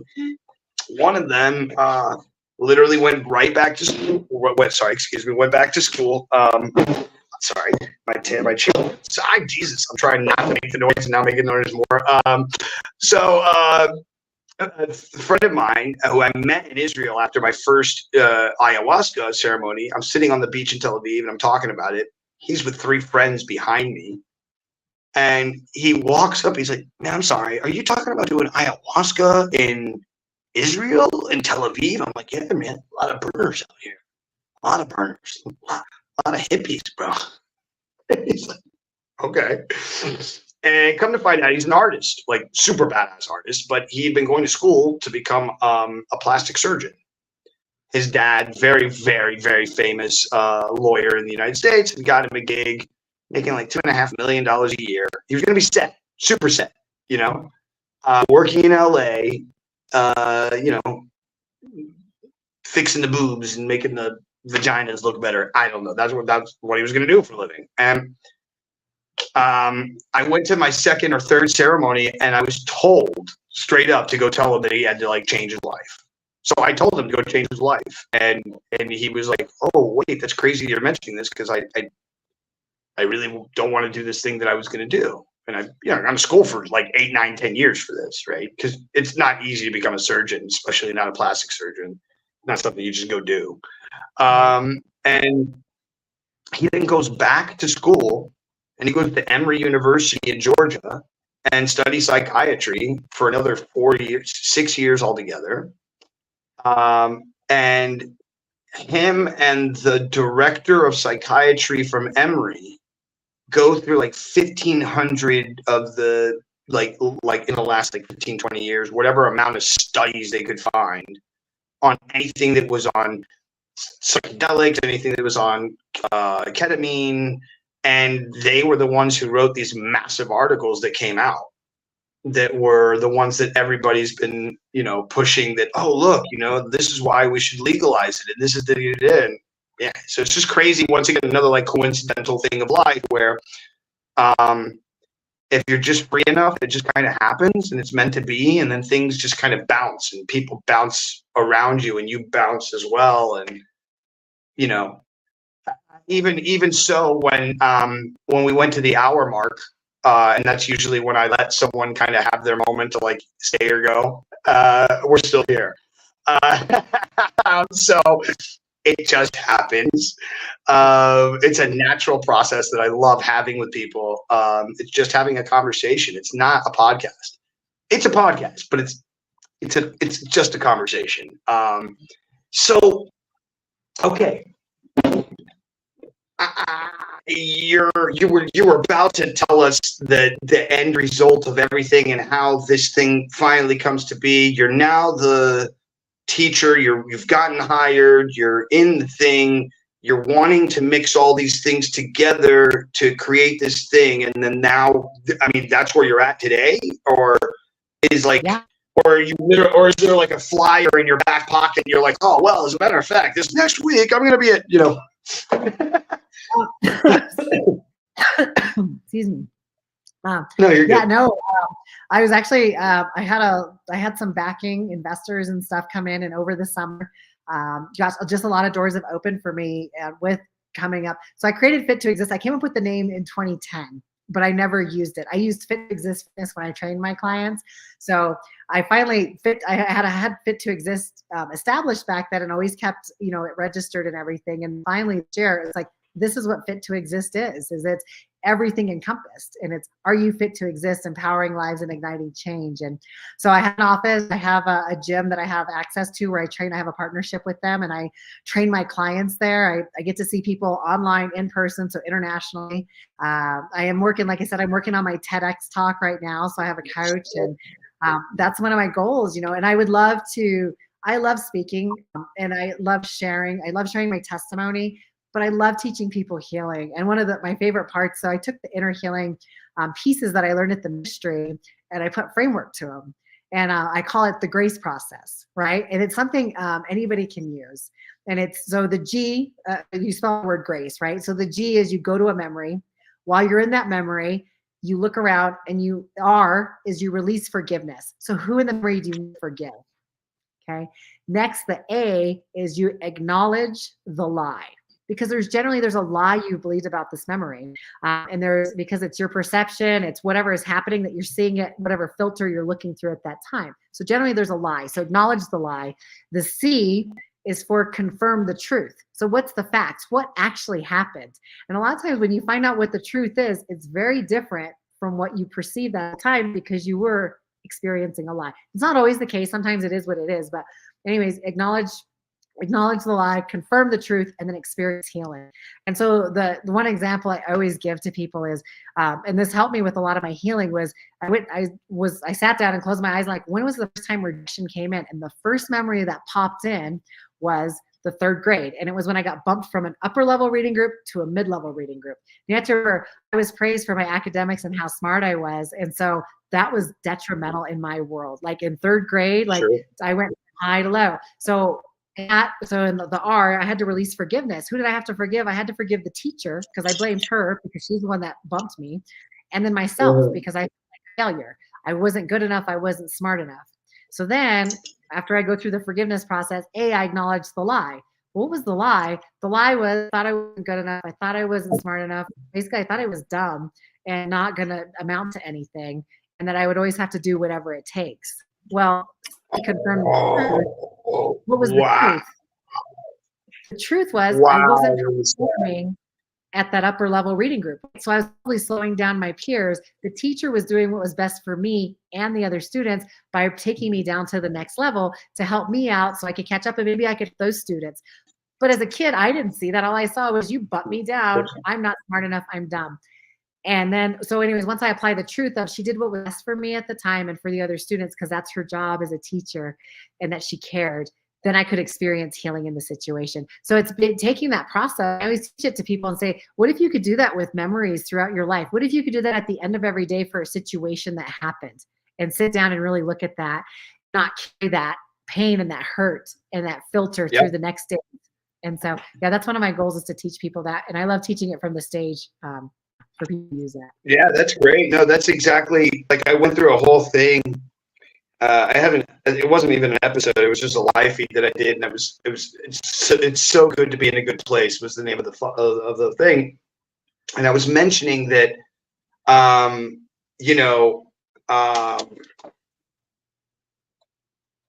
give me a second. I'm trying to remember where I was at. These messages that I'm getting, and when we're off the end, I'll tell you. It's nothing crazy. It's just part of the business that I'm doing. But it's like 10 o'clock, 11 o'clock at the night, and I just got which was, hey, can we add 3 more people? And it's like, I kind of have to talk to people at 11 o'clock, and I'm in the middle of a podcast, lady. Like, that's all I'm thinking about, right? So, yeah, that's. But listen, I'm super thankful at the same time that it's even like I was telling you, I've done so many things in my life that have failed miserably. And, how many times have I tried opening up a website and a podcast and a this and a that and a blah, blah, blah, and they've all just gone to crap. And by no, like, you can't say that I didn't give an effort. You can't say that I didn't try. Like if you look back at my life at any point in life, even when I'm like super depressed and like angry and hateful in life or whatever, still like over there, like kink, kink. Like, I feel like I swear I just had like the silliest image in my mind of a guy on a marble slab just trying to put his name in graffiti style during the Romans, and a Roman guard standing behind me going. That was my image just on my head. I think that's how I got killed the first time.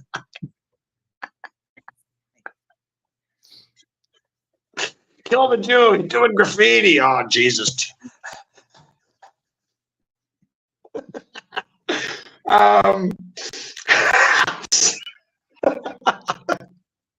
went off the deep end. Yep, it's the hour 42. That's when it happens. Because I'm still here. Hold on, give me a second. Because there's a couple more. I've loved having this conversation with you, Lisa. Thank you so much for your time tonight. I don't know if you know, I don't know if you can see it, but we've had anywhere from 3 to 5 people live the entire time watching this, which is a record in my book. Like I only have a couple of episodes where anybody stayed on the entire time, where it's like, wow, Chris Woods has been here. He comes in, he actually watches the show quite often. He's very active, and I thank you, Chris, for being here. But yeah, so it's obviously it was interesting. You can't say it wasn't. My friend Chrissy Betancourt came in and she said it was great. I need to bring her on. She has an amazing story as well. But I mean, oh my God. Okay. This is what I mentioned to you was I had some high school friends which have sold it now, but it's still a business, and you might be able to do something with them. It's called My Fit Foods. Oh, have you ever heard of this company? I think I just saw one in Denver the other day. I was driving. Oh, Okay, so my friends from high school created it and then like sold it for like 30 some odd $million. They all did really well. They all live on yachts now and they don't do much with their lives. No, I'm not kidding. They still work and are creating lots of stuff. But that was their jump start. And it was smart. It was like one of the first companies that was send food to you from your house to your house. And they were like one of the first ones to create this whole thing. And man, got bought out and did really well. But with the name of your company and the fact that you like do little connections with people and things, and like like you were saying with this gym, it'd be cool to have like you connect with them and be like Fit2xist with My Fit Foods. Oh, yeah. See, it just rolls off the tongue. I like it because the meal prep is a big part of it. Really yeah. And with your techniques and finagling, lady, kind of a no-brainer in my opinion. And that was another thing I wanted to mention because you were like, you have this like ease about you when you say it. You're like, so when I got out of prison, I wrote a book and then I just started getting connected with the right people. It's just like I just showed up and so did this person. And it's just like, woohoo. And that's your gift that I mentioned earlier. You know what I'm saying? Like you just have this thing about you where you can make it so comfortable for others, which I don't think I have that technique. I'm more of like an annoying kind of version of it.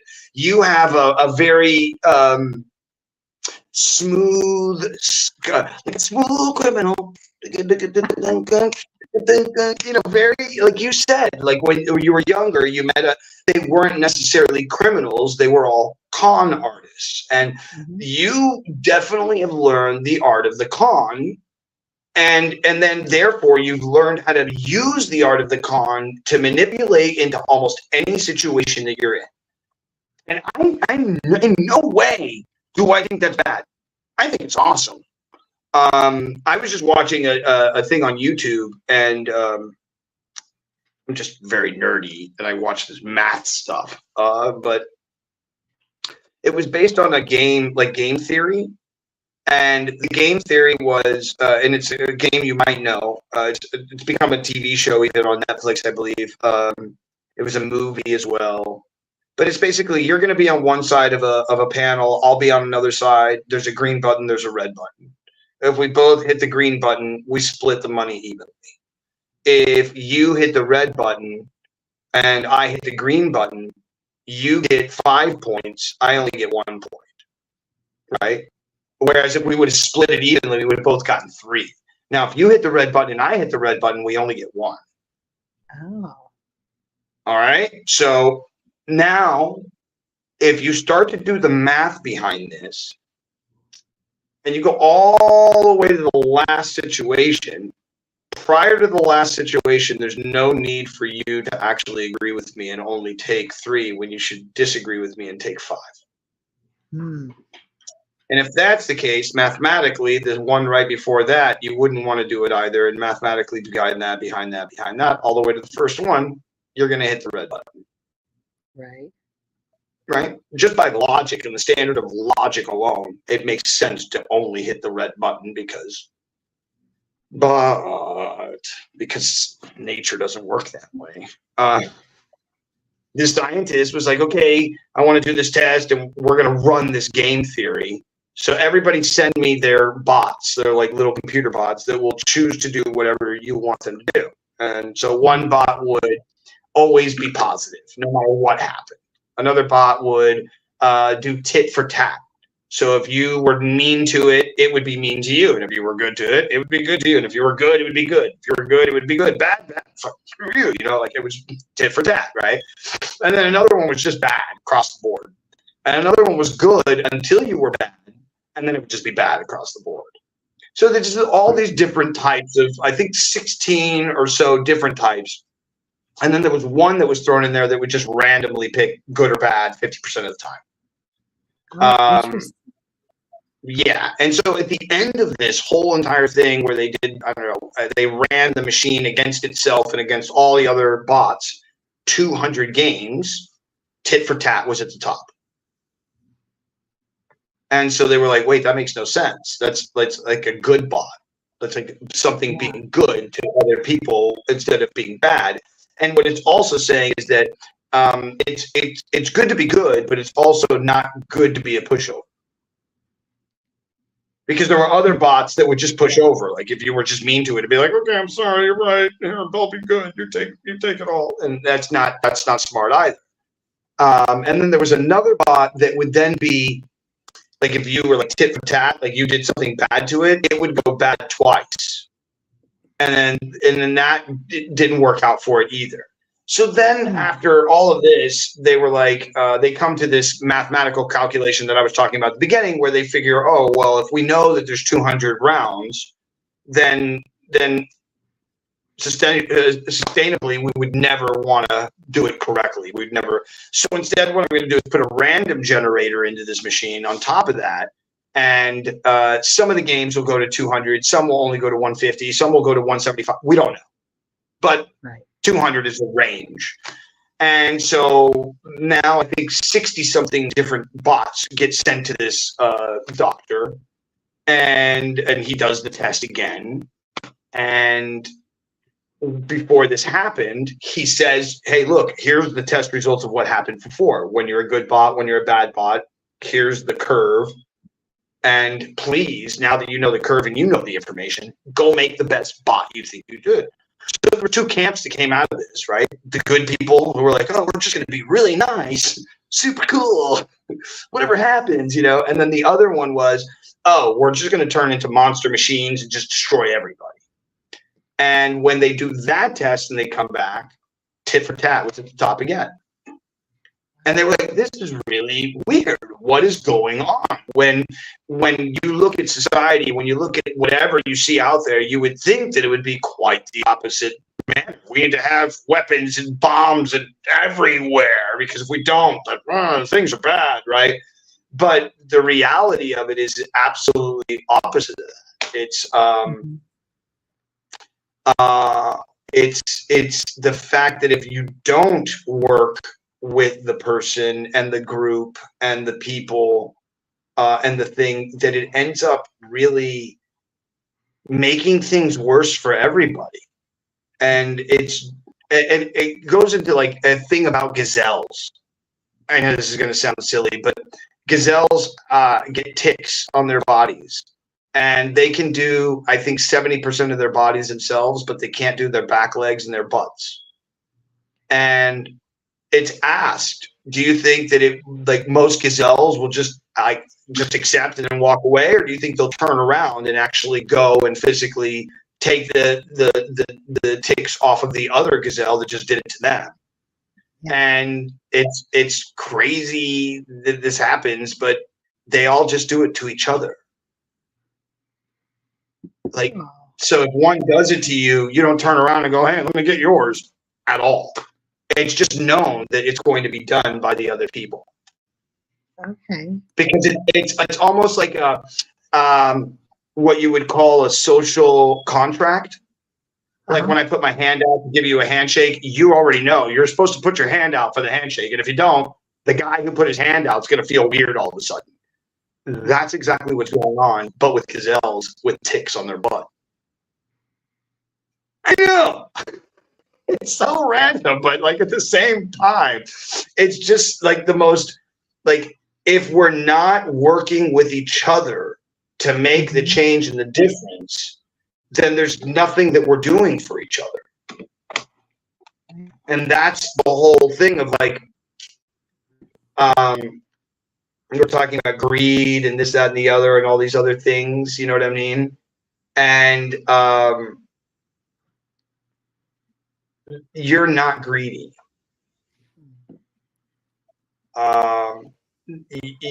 Greedy is somebody who only wants for themselves. And it feels as though from the beginning of your story, even when you're coding for a blackjack game, right? Which I don't think was, I think you were just doing it out of sport really as a kid then.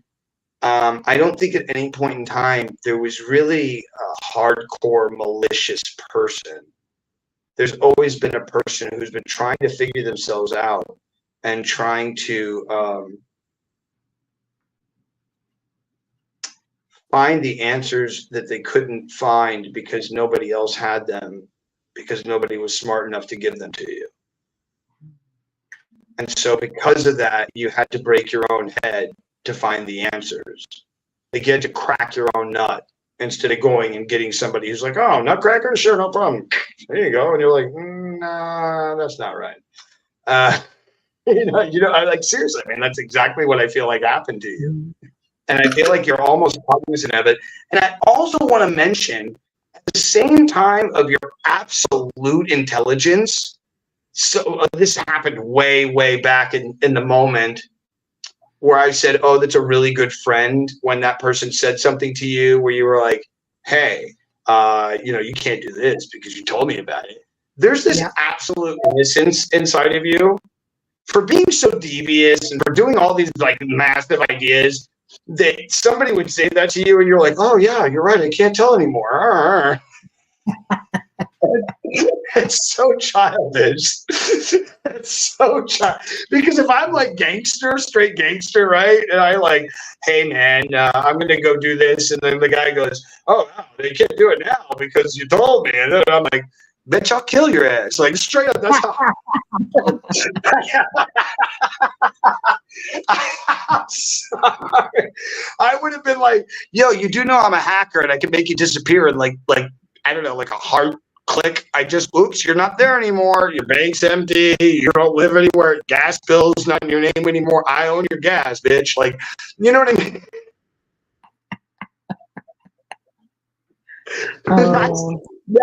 That's a gangster. That's a person who is like, like anger issues and wants to end the world type of thing, not a person who's,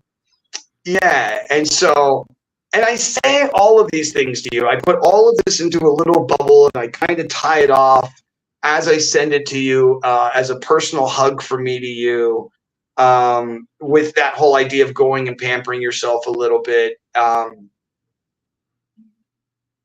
You totally deserve it. You totally deserve to be happy. You totally deserve to be able to, and I don't know if you can do this because it's hard for me, even in my own places. Like I don't have a place that I own, but when I have a door and I lock it and it's really cool. This place has like a double gate, kind of a weird thing. So it's like I feel even more safe. I don't know what that means, but because I don't believe in safe. I don't know what safe is. Like people are like, "Oh, I have insurance. I'm safe." I'm like, "No, you're not. You're an idiot. You pay a lot of money for stuff you're never going to use, and a lot of people who are raping you every month. And then when you really need it, those people aren't there for you. So I don't know what safe is." When I hear that, I'm like, "That's not safe, folks. That's just dealing with society the way they want you to."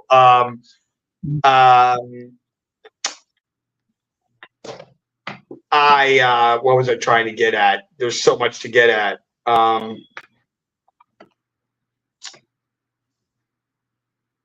was right on the end of it. I was right on the end of it, man. Right on the end of it.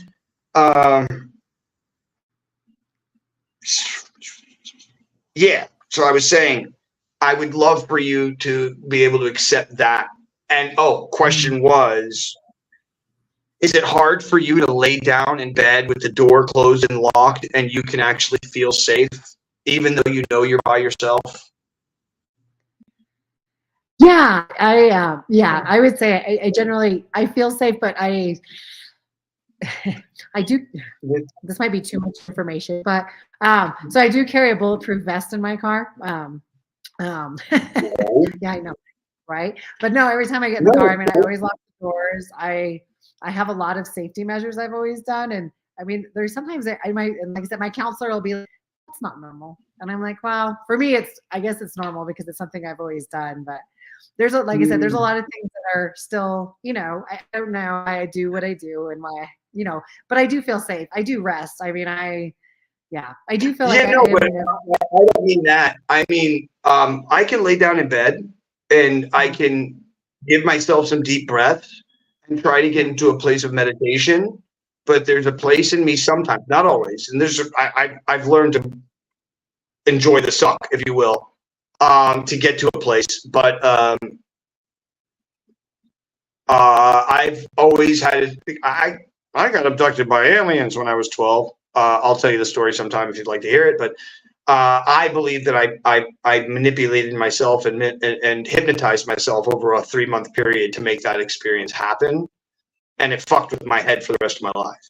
But I didn't know what I was doing at 10 and 12 years old. I didn't know that if you asked for aliens every night and then you went to sleep, and as you were sleeping, you're asking for that to happen, that you could, make that happen. Yeah, you manifest. Oh, I manifested, lady. I manifested. And it was not a good time. Especially when they were doing the anal probes. Why do they do the anal probes? Seinfeld routine all of a sudden, I asked for the aliens, but why do they do the... Well, so to answer your question, I do feel safe, but I don't take, it is hard for me to meditate. And I mean, I guess my version of meditating is praying. I can sit and pray, but sometimes it can be hard, and this is what I was talking about. Yeah. Something I learned about that thing. Yeah. Yeah. So something I learned was, and my friends have always commented on this, is I have a very busy schedule. Like my schedule is it's always very planned and very packed. Part of that can be because of, like, I guess they would say there's a lot of chaos in my brain. My brain is very busy. Yep. And for me, by having that packed schedule, that gives me certainty, and it actually is peaceful for me. So even though I'm always busy, I'm at peace knowing what's happening at every moment. When I don't have that planned out, that uncertainty is actually unresting for me, and it's stressful, right? So I mean, I do like to have. What happens when you set? What happens to you if you set something into motion and then somewhere along the way you lose control? Like, for instance, okay, at 10 o'clock we're going to be at this place, and at 1 o'clock we're going to be over here, and everything's fine, everything's great, we're having a great time. We go to Six Flags, I don't know. And you really want to ride this one trick, or you have this one thing that's written down that you're going to do, and then when you get there, it doesn't happen. What happens to you? I have a mindset of that it wasn't meant to be, and I'm okay with that. Just like today, some of my days shifted around, and someone said, "Okay, so this didn't happen at this time. That's okay. I can have that flexibility. I can shift things and make up for that." So I have learned to have. I always have. Well, yeah, this is not like an OCD thing for you there, where for me, it's a total OCD thing. I flip out. Yeah.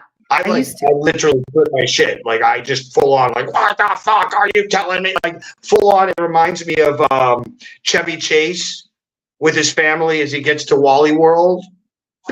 Fucking close. I'm going to get a gun, bitch. Like,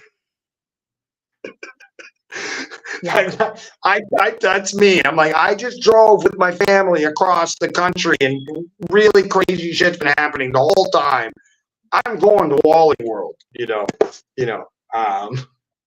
maybe not so much anymore, but yes, in the past, I would definitely pull out a pew pew and be like, "You're letting me into Wally World," beating up Wally along the way, Yeah, in my past, I would always do. Like I said, my mentality was whatever it takes. So whatever I had to do to make something happen, if I was set on it, it was going to happen. Like I said, now I'm in a place where if it didn't happen, it's okay. It wasn't supposed to. Let's figure out what the good is of the situation and move past it. That's beautiful. I mean, so here's a real hard one for you, or at least for me, because it happened seemingly so quickly for you. And this might help others who are watching, which is,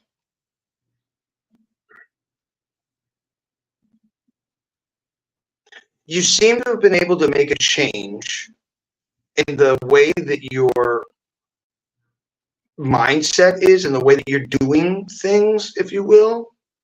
Whereas before it was more of a mischievous manner of kind of like bucking society, if you will. And now it's a matter of like, I don't know, it's a different mindset in the sense that you're not trying to buck society anymore. Now you're trying to it's not about society anymore. It's more about you. Whereas before you were angry and now you're rebuilding and building yourself. So it doesn't matter what society thinks or says. Whereas where you were in the mindset of, oh, I just got a thing and I can't get a job and I can't do this and I can't do that and I can't do this, where now you're like, oh, and I made all the right people and everybody's just super nice to me and I'm just, I don't know, I'm doing a TED Talk. It's just kind of, so, yeah. How did that happen? It was getting to. Go ahead. It was getting to it was the rejection. It was figuring out why I was doing everything I did. The people pleasing was all out of rejection. And finally, it was seeing that I'm good enough the way I was, the way I've been created, and that I have a purpose and a plan. And my purpose is to help people. Prior to 2007, I would not help anybody. Like, I was only out for myself. And, people would point that out sometimes of, oh, you won't help us. And it's because I wanted to be the best. I wanted number one, and I didn't care, again, whatever it takes. But that mind shift of finding my purpose. And once I got to start seeing people being part of other people's healing process, it shifted everything. And that was part of that with Fit2xist. I was great at hacking. I said, I've always been a great problem solver. And even as an engineer, that's what you're doing, is you're problem solving. And I always find workarounds, right? Whether it was a con or a workaround, whatever it was, I was great at it. And I said, what if I could help people with their healing? And so one of my things I've been working on is I love to help people hack their healing. And that's one of my goals, is let's hack their healing. Let's use my abilities and giftings. That's so good. Because, and that's the beauty of, when going back to you saying I built a cult, because it's not, man. It's like, and maybe on some level it kind of is, but I don't mean it in the negative aspect of a cult. I mean it in the aspect of, like, we're all built differently. And what works for some person, and I mentioned this the other day, I was like talking about cups and I started pulling out every kind of cup I have in front of me.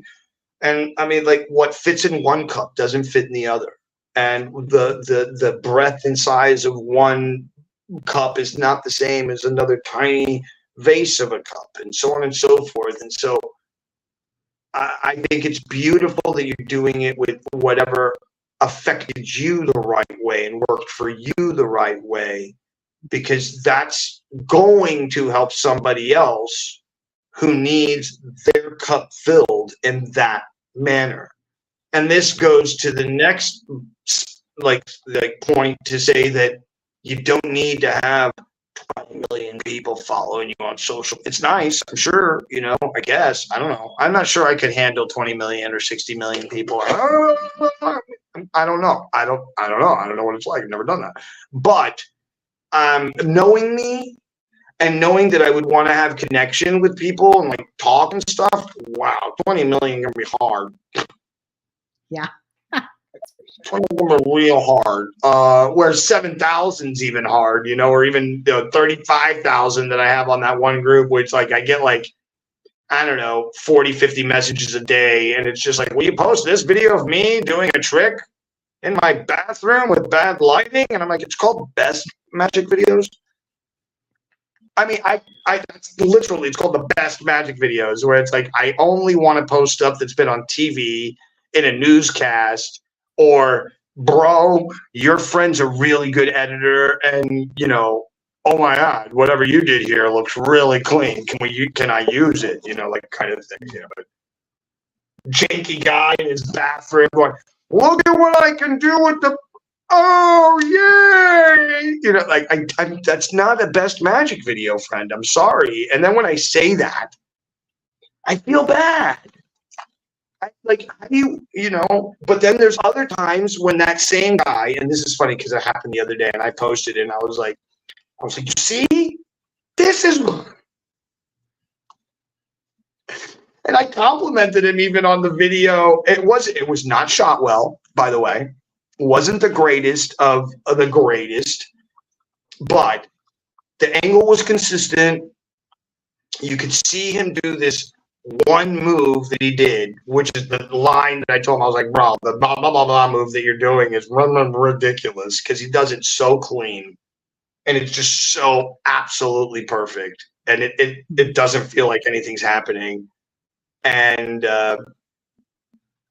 when it's good, it's good.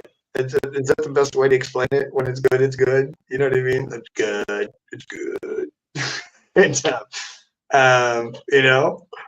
So, Lisa, if you don't mind, tell people how they can find you, how they can reach out to you, how they can get hired, or how they can hire you, or how you can go and do a TED Talk for them, or how you can inspire their corporate, leaders to, be fit to exist and not be corporate mongoloids anymore. Yeah, I would love to. So I have my website for Fit to Exist is www.fit2xist.com. So www.fit2xist.com. I'm on Facebook. I do have a digital profile, so you can follow me there. I also have a group on Facebook called the Fit to Exist Empowerment Team, and that's a group that you can to join. And I do. My goal is to do trainings in there with people and help people go through the healing process. It's a group to start with. If you may not be ready to do one-on-one sessions with me, but that's where we would start. Get some teaching, get the community going in there, and then kind of figure things out from there. I'm also on LinkedIn. Find me under Lisa Bischoff, or my formal legal name, Elizabeth Bischoff. And there's lots of ways to connect with me on all those different areas, but ways through the site. So I have another question for you, because I'm like, I already went through some of your socials and stuff, but and correct me if I'm wrong, but you seem to be the kind of person that makes a stupid, ridiculous amount of money whenever they do a one-on-one with somebody. And that to me would be anywhere from like 20 to 100K, kind of like, hey, if you want a one-on-one with me, you want me to come to your place and you want me to do I charge stupid money. So am I right or wrong about that first? I don't quite charge that much, but I would say it's up there. I mean, because I only have so much time, and I want to help as many people, but I also like to help the right clients. Do you know what I mean? People that are invested in the process. So that's good. Listen, I'm with you. I'm just, so first of all, up your price. I have these are my answers for you. First of all, up your price. Never negate your price, and always add more to it, so that they have no reason to say no to the price. So in other words, if it's 10,000, they're like, "Whoa, that's too much." And you're like, "Okay, cool. I'm giving you this, but I can also add this and this. It's still that much." And then they go, "Oh yeah, but you added this and this." Okay. So and what is it for you? You got it. You got it. Yeah. That was so funny because it clicked and I saw it and I was like, "You got it." That's so good. Oh, Lisa, if we would have met when we were younger. I know, I was Bonnie and a little bit. Oh my God, we would have Bonnie and Clyde the living you, me, and your model friend. Me hypnotizing people, you like in the background I see watches and like scarves and money flying out of pockets, and they're just like, "Yeah, take it. We don't want it. He said for us to give it to you, so we're doing it." Yeah, and then I wake them up and they're like, "What happened?" I'm like, "It's good. You had a great time." We had a great time. One of my favorite people I did study under for a little bit was Banachek. I love Steve. I loved. Yeah, I did a lot of magic, but then I realized that was not one of my better places to go because of all the deception, sleight of hand, and learning the manipulation. All it did was push me to that a little bit more. Yeah, I turned into what was called a shark. Erickson, who is the father of hypnosis, modern day hypnosis, and also I think Bandler did this a lot when he was younger as well. They call them sharks, hypno sharks, where it becomes addiction. first thing is that whenever you walk up to somebody and you're like, hey, do you want to get hypnotized? And you go through a 45-second to a 60-second induction, and somebody does it every time, and I've done this for 30-something years of my life. Every time somebody does it, I'm just like, oh my God, it's real. To this day. Like, as soon as I'm like, sleep, and they do that bit, I'm like, yo.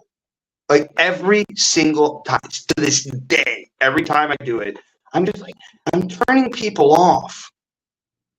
Like, the person turned off just now, that's off. That does not look like on to me. Anybody who's looking is looking at somebody looking like they look like they're turned off. So, and it's just, that's how I feel when I look at the person. They're like,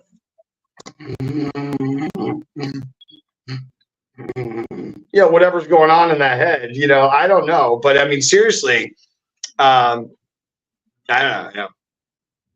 Oh, wait, hold on. Here we go.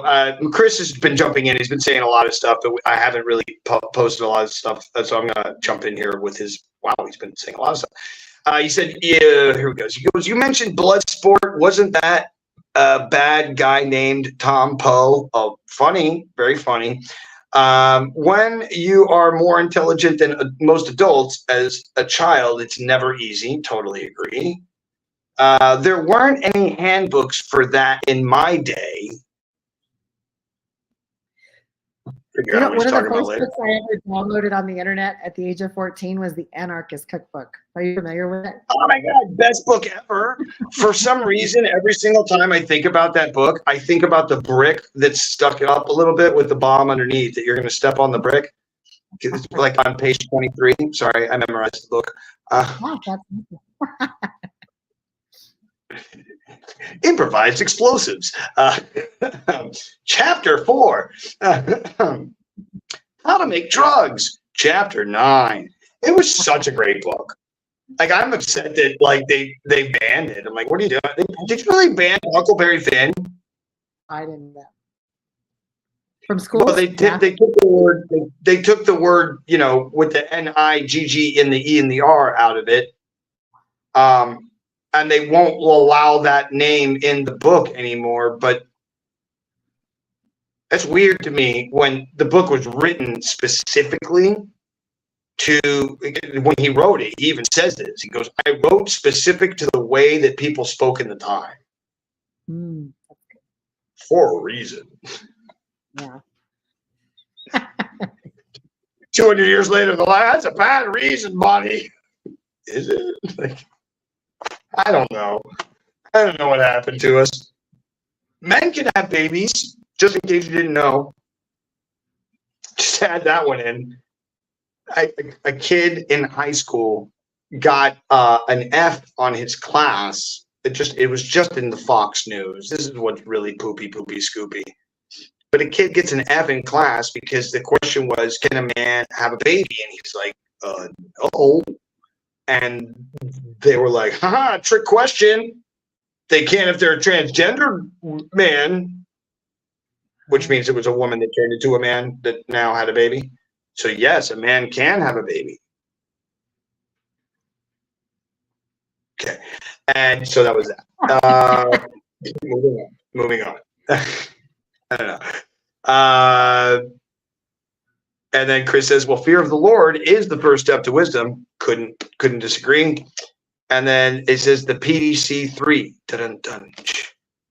I did the noise. Because I come at it from this opposite side. It's more like getting the crowd involved in a wrestling match. I don't know. I think that was at the end of what we were talking about. But nonetheless, I appreciate Chris for coming in and talking and hanging out. And on top of that, my dear Lisa, here we are at 2 hours and 20 minutes. And I remember 2 hours and 20 minutes ago, you were like, I don't know if 2 hours is going to happen. I'm like, oh, it's going to happen. Yes. Yeah, once again, remember, like I said, it's like, you remember that phone call you always wanted to record, but you never did?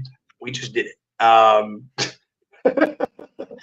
Amazing having you on. I want to have you on again, please. As soon as you're next whatever thing you're doing, even if it's like a short one-off, like 15-minute, you're like, hey, on the 15th of this, I'm going to be on this thing, and I just wanted to tell you and all your friends, okay, bye, fume, and that's it. And I'm totally in, and I'll take it, and I'll put you on, and we'll let everybody know so they can go take your. Hey, you have an online course, you said, right? Well, I'm working on that. Facebook group is probably the best place to start because I'm going to do teaching in there. One of my goals is give it away, right? Give it away and teach people. So, yeah. So do you watch Alex Hormozi? Oh, absolutely. I just finished his $100 million leads book. I love his material. Yeah, very good stuff. He's amazing. So him and Cody Sanchez are like you're gonna love Cody Sanchez, I promise. Like when you start watching her stuff, you're just gonna start like just eating her stuff up. Yeah, she's amazing. Amazing. You really like very much Alex Hormozi, but a woman. And like just full on. Like, you know, she just needs to put a Band-Aid across her nose and she's got it. And her website is the Contrarian Thinking. Yeah, I believe so.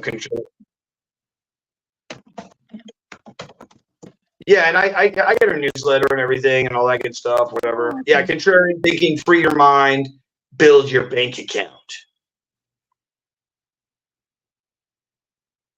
You're going to like her. She's super cool. Okay, cool. And Lisa, I'm going to say thank you again for coming on and being here. I really enjoyed having you on. Yeah, thank you for having me. This was great. It was great. I learned a lot, so thank you. And you'll have links if you want to, you know, whatever afterwards if you need them. But they're on my socials. They're everywhere, and you can take this and run with it, download it, chop it up. If you don't have an app, you can use one. It's called video.ai, like video and then like yo, like YOAI. It's completely free to use. I'm not getting paid or anything. They're not my sponsors. But it'll take whatever this video was. You upload it, like you can just download it. Use Facebook Downloader on Google. Okay. You'll find it, like the first or second one. And then just put this in there. Since it's a public link, it'll let you download the whole thing. You upload it to video, and then you can cut it up into like I think like 20 or 30 videos that are all like 1 minute long, and it'll tell you the description of what it is and what it's about, and super cool. Yeah, it's fun. And like I said, it's free to upload, and then you can use this for whatever you want. Social media is fun. Yeah, thank you so much. My absolute pleasure. And we'll see you soon. All right, sounds good. Thank you, David. Or thank you, Paul. No worries. No, both. I'll take both. Well, I'll see you later. All right, bye. Wow. I mean, I know I freak out at the end of every episode. I know it happens, but I freak out at the end of every episode because, oh my God, every single episode of this little thing that we've done in the 63 episodes that we've had. And today was like prime example where I'm like throwing out so many of the past episodes. Oh my God, what a life. What an amazing life. And one of resilience, and one of not giving up, and one of kicking ass, and one of keep going, and one of hello. I really wish you guys will send this out, show it to somebody, give it to somebody, let somebody know about Lisa so that they can whatever change they might need with the cup that she fills. And with that, my friends, please go out to the world, do something nice for somebody else. And if you can't do something nice for yourself, it does start with you. Number 2, don't get caught up in all the crazy, because if you do, then you end up a little poopy, and then nobody's happy, and then that's not good for you or me. And number 3, if you would not mind, please like, share, subscribe, send this out to somebody who would like to see it. From my heart to yours, I really do thank you from the bottom of my heart for watching the show in any way, shape, or form, even if it's just for a second or two. Thank you. And my friends, I love you all, and I will see you on the other side.